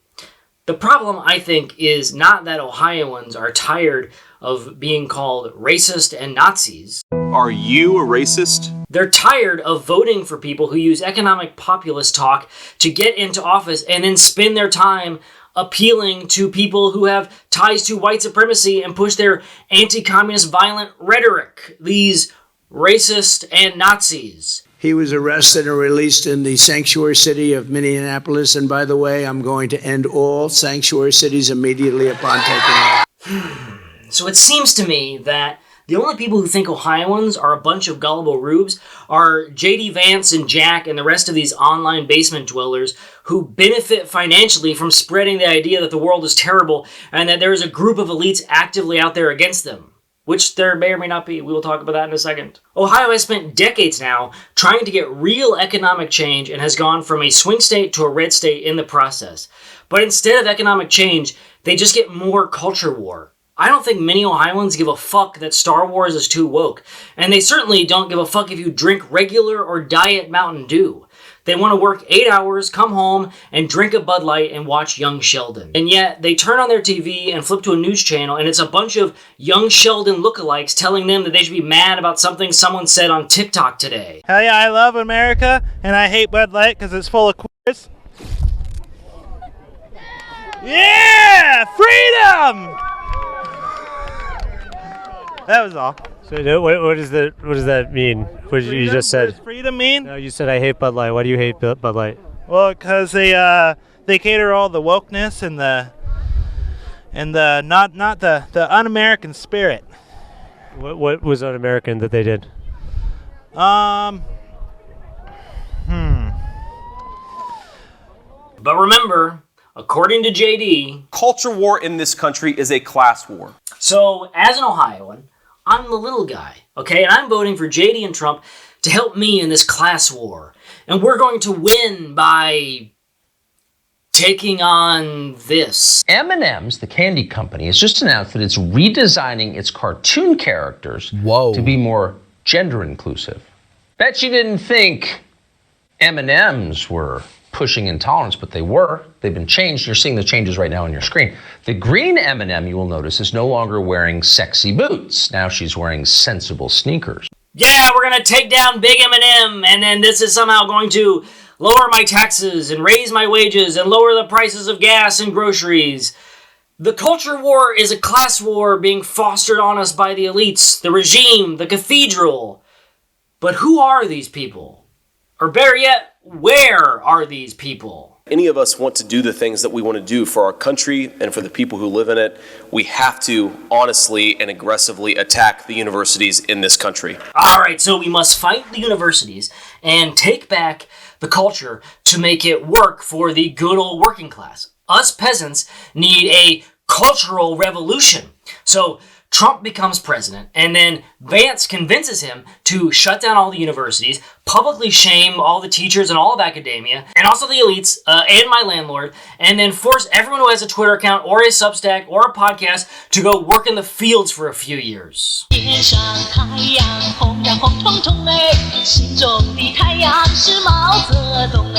that sort of takes us back to Jack's book, Unhumans, The Secret History of Communist Revolutions. But we have to do it, because The universities are full of all these cultural communists. They're the ones who are ruining everything. This is where it all starts, with these academics and theorists, and then over time, your local school board, your employer's corporate HR department, AOC, teenagers, they're all speaking fluent woke. To fight back against wokeism, it's not enough just to rail against cancel culture or complain about woke corporations.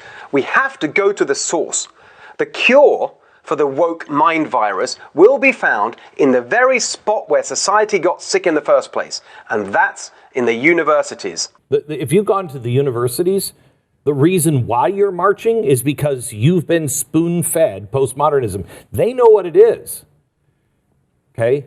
We don't know what it is. This ideology, again, isn't about teaching history. It's about teaching lies. It's about teaching racism.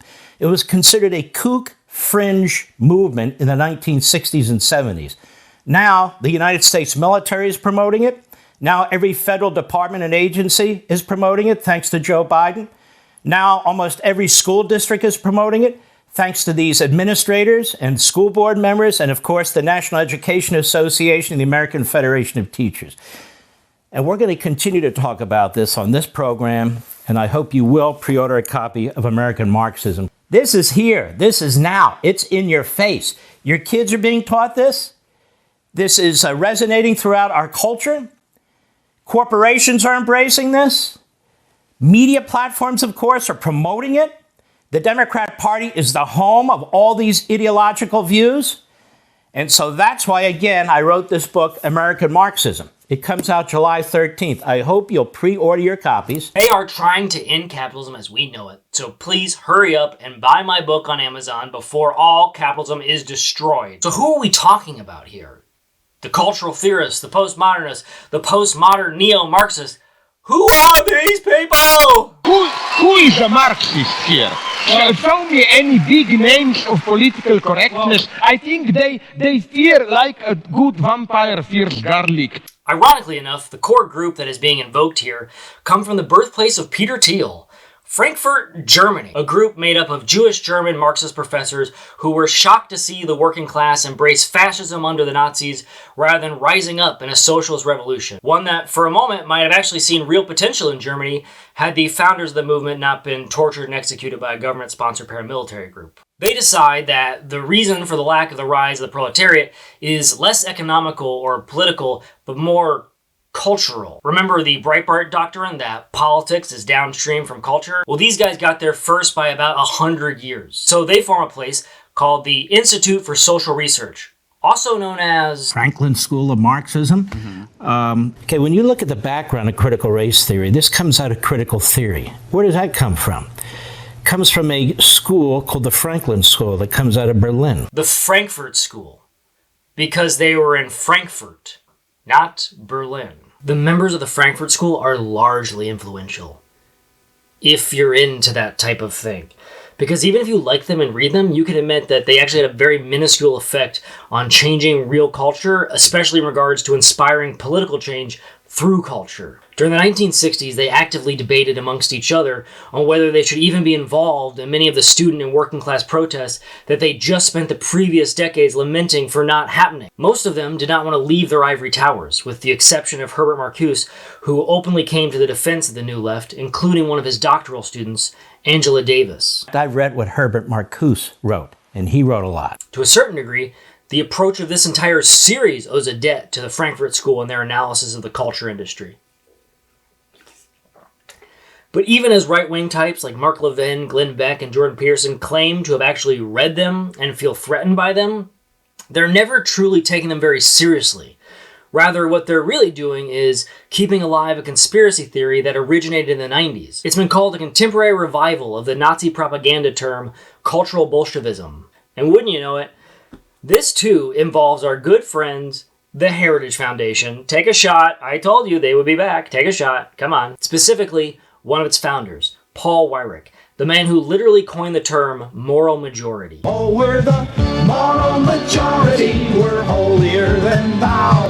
My God, we're here to tell you what we will and won't allow. And if we burn up a or two. It's 'cause they're so obscene. And heading up our list right now is Penthouse Magazine. Paul Weyrich, in a speech to the Conservative Leadership Conference of the Civitas Institute in 1998, began to equate political correctness with cultural Marxism. He felt that cultural Marxism was a brand of Western Marxism, commonly known as multiculturalism, and was an organized conspiracy against the traditional Christian values of America. In February of 1999, Weyrich was frustrated with the public indifference to the Clinton-Lewinsky scandal, and he put up the white flag for the culture war, and he declared that the culture war was lost. Congratulations, culture, you win. Now, I've never heard Paul Weyrich talk, but I assume he sounds like this. I believe that we have probably lost the culture war.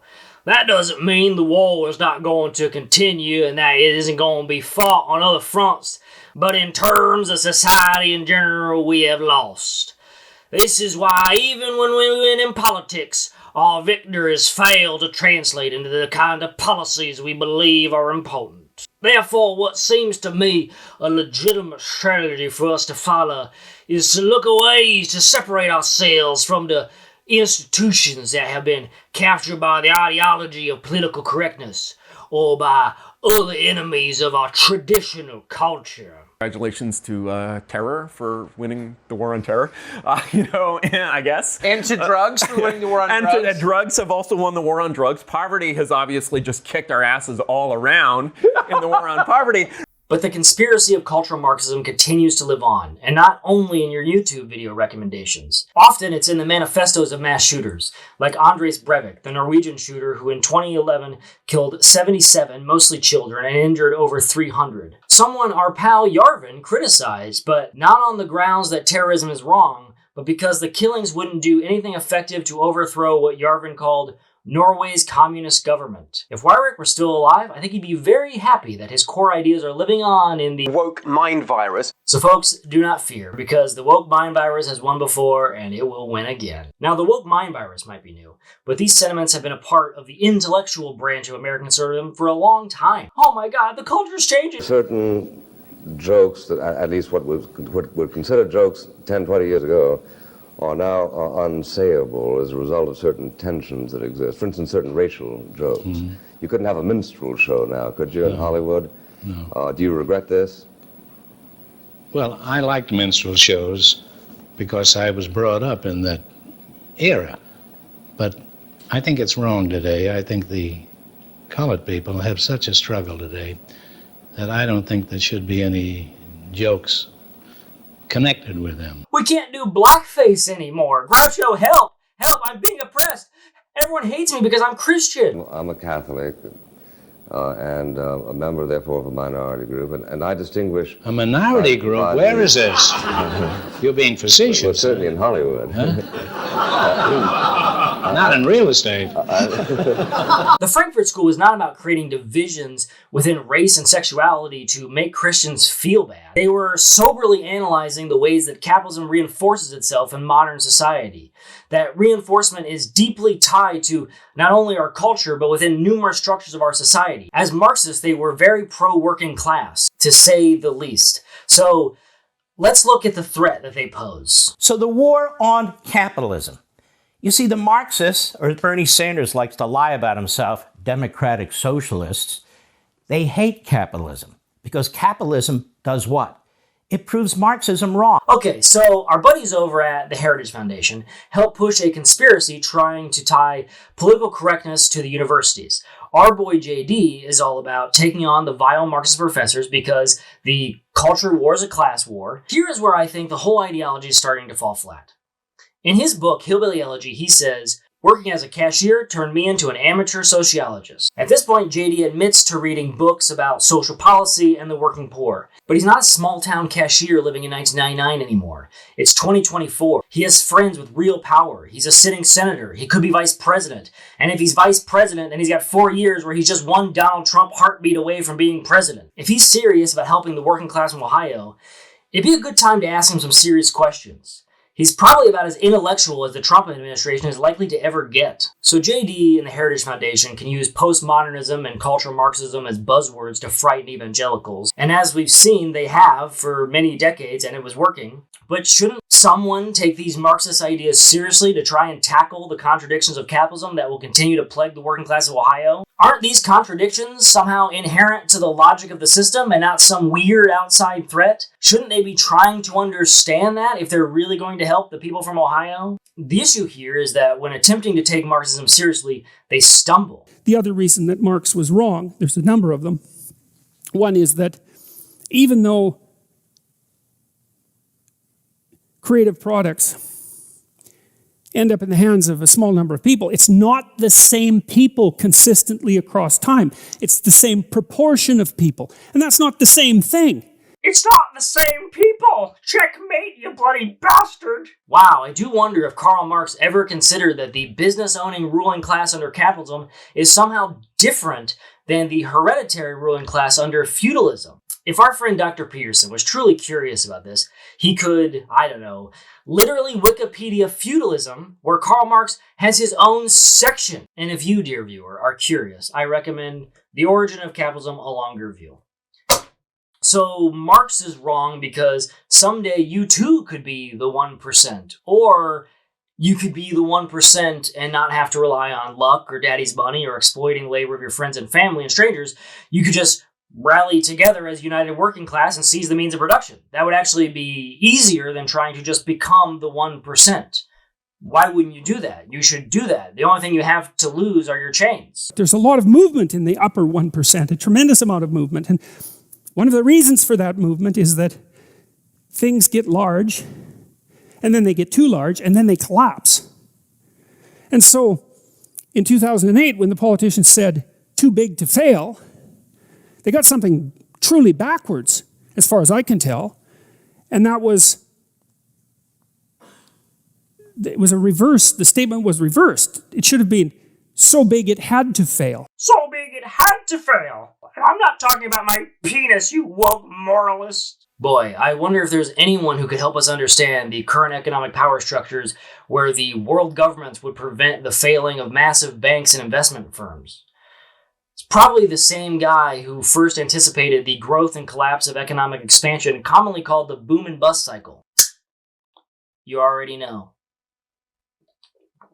Now, I'm not saying that J.D. Vance is going to or even should be a Marxist.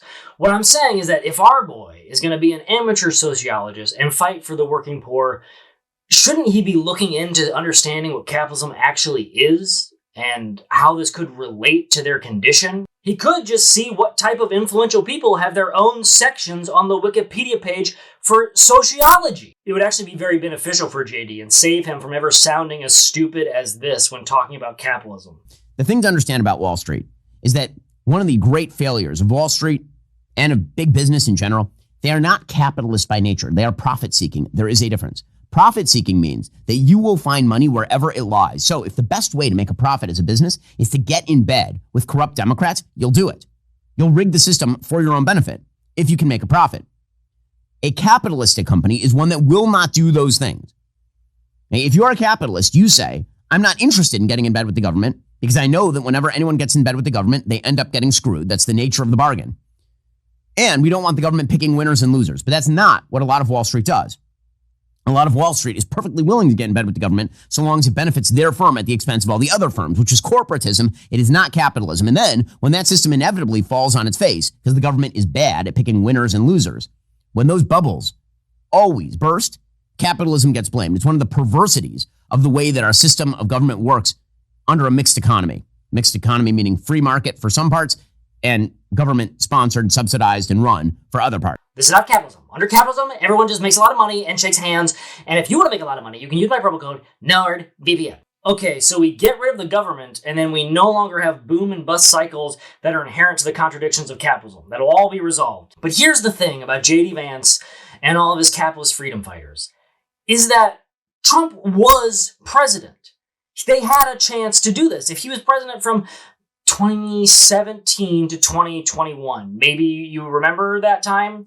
And under his administration, there was some effects for rolling back the government and letting capitalism run free, and it typically didn't create a better world for working class Ohioans. In 2019, the Trump administration allowed pork slaughterhouses to have fewer USDA inspectors. In 2024, U.S. Department of Agriculture inspectors turned up dozens of violations at a Boar's Head plant in Virginia that is now linked to a nationwide recall of deli meats. This included mold, mildew, and insects repeatedly found throughout the site. This has now led to 9 deaths due to a listeria outbreak. But think of all the money we saved. In 2020, the Trump administration stripped pollution safeguards from drinking water sources. In 2024, The Guardian reports that Tyson Foods dumped millions of pounds of toxic pollutants directly into American rivers and lakes over the last 5 years. And this happened again and again. And this is to say nothing about the recent Supreme Court decisions that will escalate this free reign of capitalism over the next few decades. Google the Chevron deference. So how did any of this deregulation help Ohioans?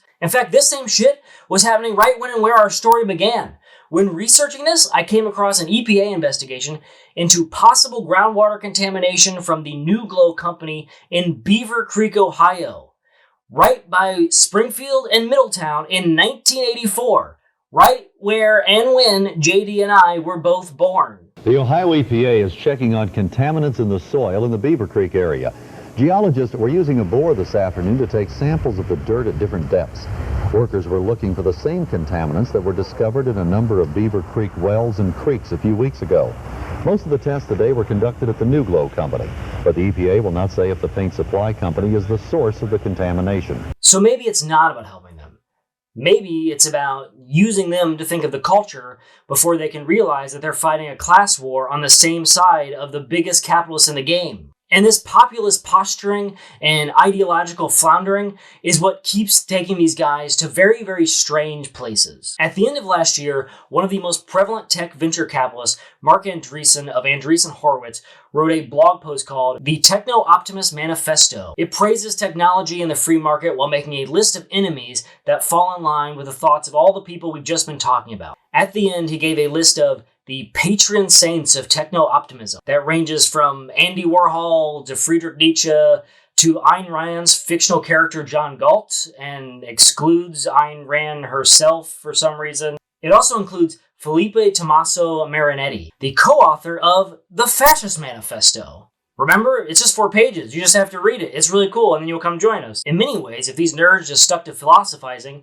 they're really not so different from the Frankfurt School, trying to tie together grand narratives of power structures to get to pithy quips that easily explain why shit's so fucked up, man. Now, no shame to the Frankfurt School, but all these neo-reactionary male nerds could easily wind up having the same fate as Adorno, leading a grand lecture when suddenly some feminists come running at you topless to mock you for being a fuddy-duddy and dump flower petals all over you, and then you're so embarrassed that you retire from lecturing and then have a heart attack a month later. They love to quote Ronald Reagan that the problem with socialism is that eventually you run out of other people's money, but the problem with private equity is you eventually run out of public resources to suck dry. Not to mention all the companies that you absorb drive into the ground, sucking each and every last dollar out of it like truffle-hunting pigs. Bye-bye, Red Lobster. Now, none of these problems of the working man are going to be solved because that's not what they're fighting for. The goal here can be explicitly found in this quote by Peter Thiel. The fate of our world may depend on the effort of a single person who builds or propagates the machinery of freedom that makes the world safe for capitalism. And this machinery could be from anywhere. That quote is from an essay where Peter Thiel was praising the Seasteading Institute, a nonprofit that explores the creation of a sovereign ocean colony, to which Thiel donated $500,000 in initial seed capital. An island free from the government where capital reigns supreme? Finally, a place where the rich can be free! Not like that. So, the whole world is built in your favor, and you couldn't be winning any more economically, but because some kid at a university thinks your money is racist, you have to go hide off in a magic sea land? It just feels that if JD was being honest when he says he's trying to solve these problems, then he'd have better insights. To help JD start to get honest about what the problems are, I want to provide him with this quote from Trinidadian historian C.L.R. James in his book, The Black Jacobins, about the history of the Haitian Revolution of 1791-1804. Which, by the way, is listed as a communist revolution in Jack's Unhumans book we talked about earlier, despite it being a slave revolt that happened 30 years before Karl Marx was even born. Anyway, the modern bourgeoisie is forced to be conqueror when the ruling classes of all previous social formations had been content with being the exploiting class. In the past, that was the conquering in terms of land. Land has now largely been conquered, but conquering hasn't stopped. It's just progressed into conquering your time, your mind, everything of value in you and around you that can be extracted and turned into capital value. Online shopping and a meta headset forever. In all of the big philosophical ideas presented by all of these dorks, they trip over each other trying to describe other symptoms and never the disease itself. Small towns are ravaged by drugs, housing costs, wealth inequality, and immigration that can be directly tied to the rapid economic changes that resulted from globalization, stagflation, price gouging, corporate cost cutting, quarterly layoffs, downsizing, outsourcing, and other ways corporations struggle against the rate of profit to decline over time. But all of that is rarely ever confronted. Instead, it's the universities, the culture, the immigrants are somehow carrying all of the blame. JD and the big ideas of his buddies like Peter Thiel can't make your life better because they're not fighting for you. All they can do is describe the symptom because they don't want to touch the disease. They are a part of the disease. These are Ivy League brats projecting, telling you to blame Ivy League brats. Podcasters and Substack writers telling you to blame the managerial class. They are the managerial class. Trying to find some consistency in the spiderweb of ideology is futile. It's become futile because it's not about solving any problems, really. It's about making the solutions to these problems be the solution you want it to be, whether it works or not. It reminds me of something childless cat lady Rush Limbaugh said at the start of the Obama presidency. We're talking about my country, the United States of America, my nieces, my nephews, your kids, your grandkids. Why in the world we want to saddle them with more liberalism and social? Why would he want to do that? So I can answer it 4 words. I hope he fails. And that would be the most outrageous thing anybody in this climate could say. That shows you just how far gone we are. Rush Limbaugh heard they're giving away the game. I don't like your policies, even if they work. I hope they fail because only the policies I like can work.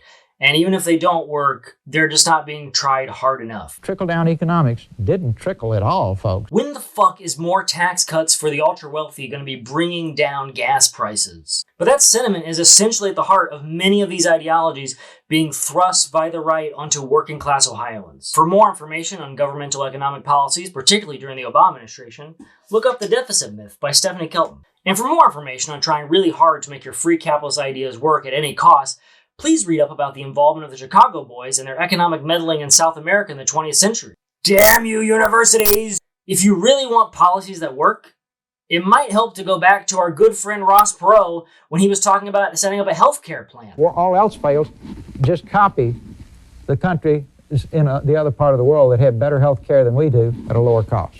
JD is lost in a sea of bad ideas. A private island for tech CEOs, evangelical control of the government to unleash tighter restrictions and outright banning of abortion, homosexuality, pornography, and anything else that offends very old white Christian men. All he can do is give you more people to blame who aren't really at fault. It's about keeping alive a politics built on nothing more than resentment. The reason JD seems so inauthentic to Midwesterners is because he looks exactly like what he is. An Ivy League educated brat who comes in to be the mouthpiece for the cowardly boss just to fire you.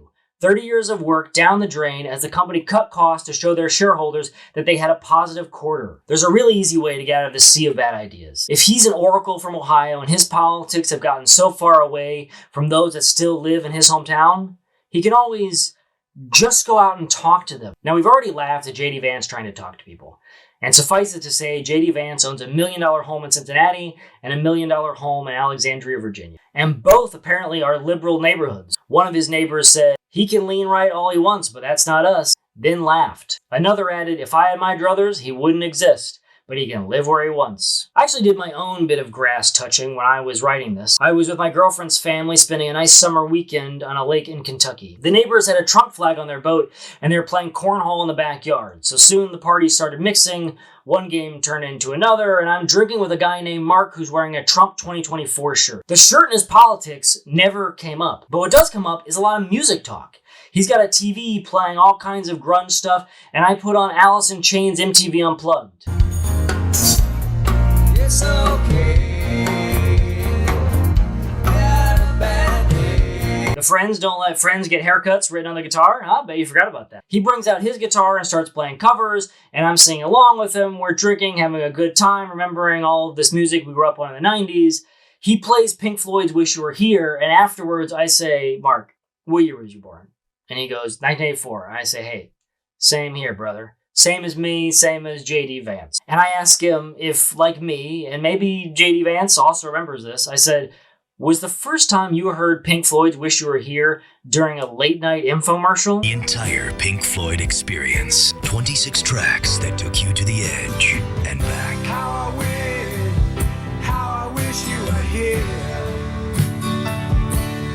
We're just two lost souls swimming in a fish bowl. The definitive Pink Floyd collection, newly remastered. And it was, because that's where I first heard it. He laughs, and, you know, it was this nice little moment that we had, because that's the goddamn culture industry back at work. At that moment, we were hanging out, reliving our youth with a shared love of music. And I couldn't imagine J.D. Vance or any of these Trump voting dorks that we've talked about being able to just have a beer and watch Alice in Chains MTV Unplugged with a Trump voter. Also, the guy was a firefighter. Semper Fi, guys. We got some, it sounds like we got some fans and some haters. That's okay. And look, I know that this is a lame-ass Thomas Friedman style way to end this. Somebody broke open a fire hydrant here, and the real Egypt, in all its energy, passion, and hopes, is just gushing out here. So these dorks keep saying, politics is downstream from culture. But when it comes to culture, they're also still really, really weird and out of touch and not able to just have a conversation about it with normal people. So a week later, I was writing the bulk of this outline when I was traveling from Ohio to Kansas, and I looked around and I was like, I'm still not seeing this civil war. Jack's version of the world where like everyone is against, you know, wait till the rural America rises up, just didn't seem to be happening. It seemed to be a lot of consumption of capitalist goods, if you want to be honest. There was no freakouts of like, oh, they're coming for our kids, or please someone do something to stop the libs. I'm sure it was there. I'm not being naive. I'm aware that there's political fights happening in government and schools and courtrooms, and it's affecting people across this country in a very, very real way. But the people who either believe or are being paid to fight on behalf of the Heritage Foundation are a moral minority. They lived in a bubble then, and they live in a bubble now, and most of the people that vote in the ways that they want them to vote don't even want or like the type of policies that these guys are trying to shove through. I mean, they have nothing in terms of an argument or a coherent worldview or a useful praxis, but what they do have is they are speaking on behalf of a hegemonic liberalism that is going to get us all fucking killed. It's got a lot of money. I agree, don't talk to them, but because they're distraction from the real fucking problem, which is that fascism arises because of the collapse of institutional legitimacy of liberal institutions. And that's how we got fucking Trump. It's how we're going to get what's coming next after him that's going to be even worse. Because if you think there's not going to be more ecological and economic catastrophes in the future that liberalism is wholly unsuited to fucking deal with, and that failure is not going to lead to fascism filling that fucking hole, you got another thing coming. And that's what these guys are. These guys who marched in Charlottesville, these are the people who are aware of the unspoken premise of this sort of zombie neoliberalism we're living in, which is that we're coming at a point where there's going to be ecological catastrophe, and it's going to either require mass redistribution of the ill-gotten gains of the first world or genocide.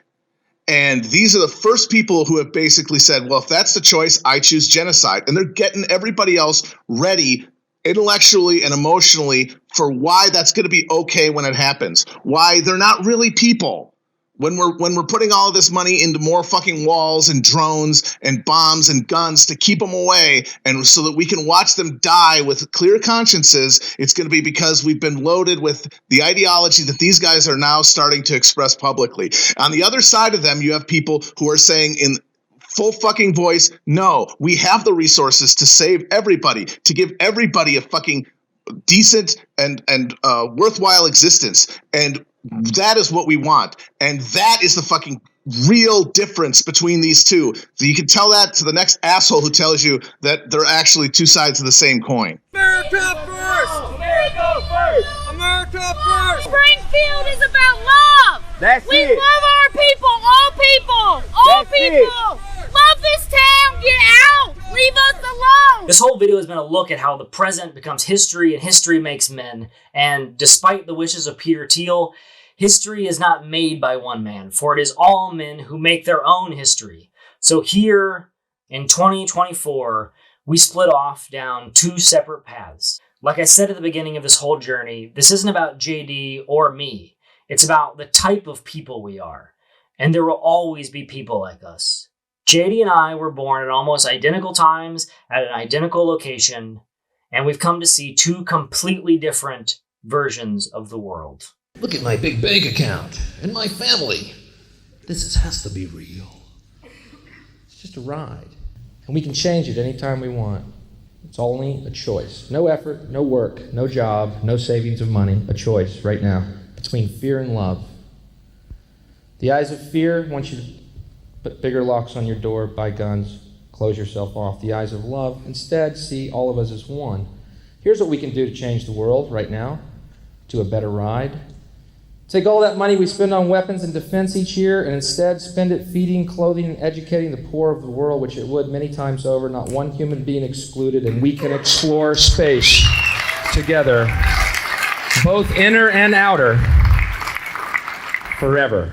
Be exactly who you want to be, do what you want to do. I am he and she is she, but you're the only you.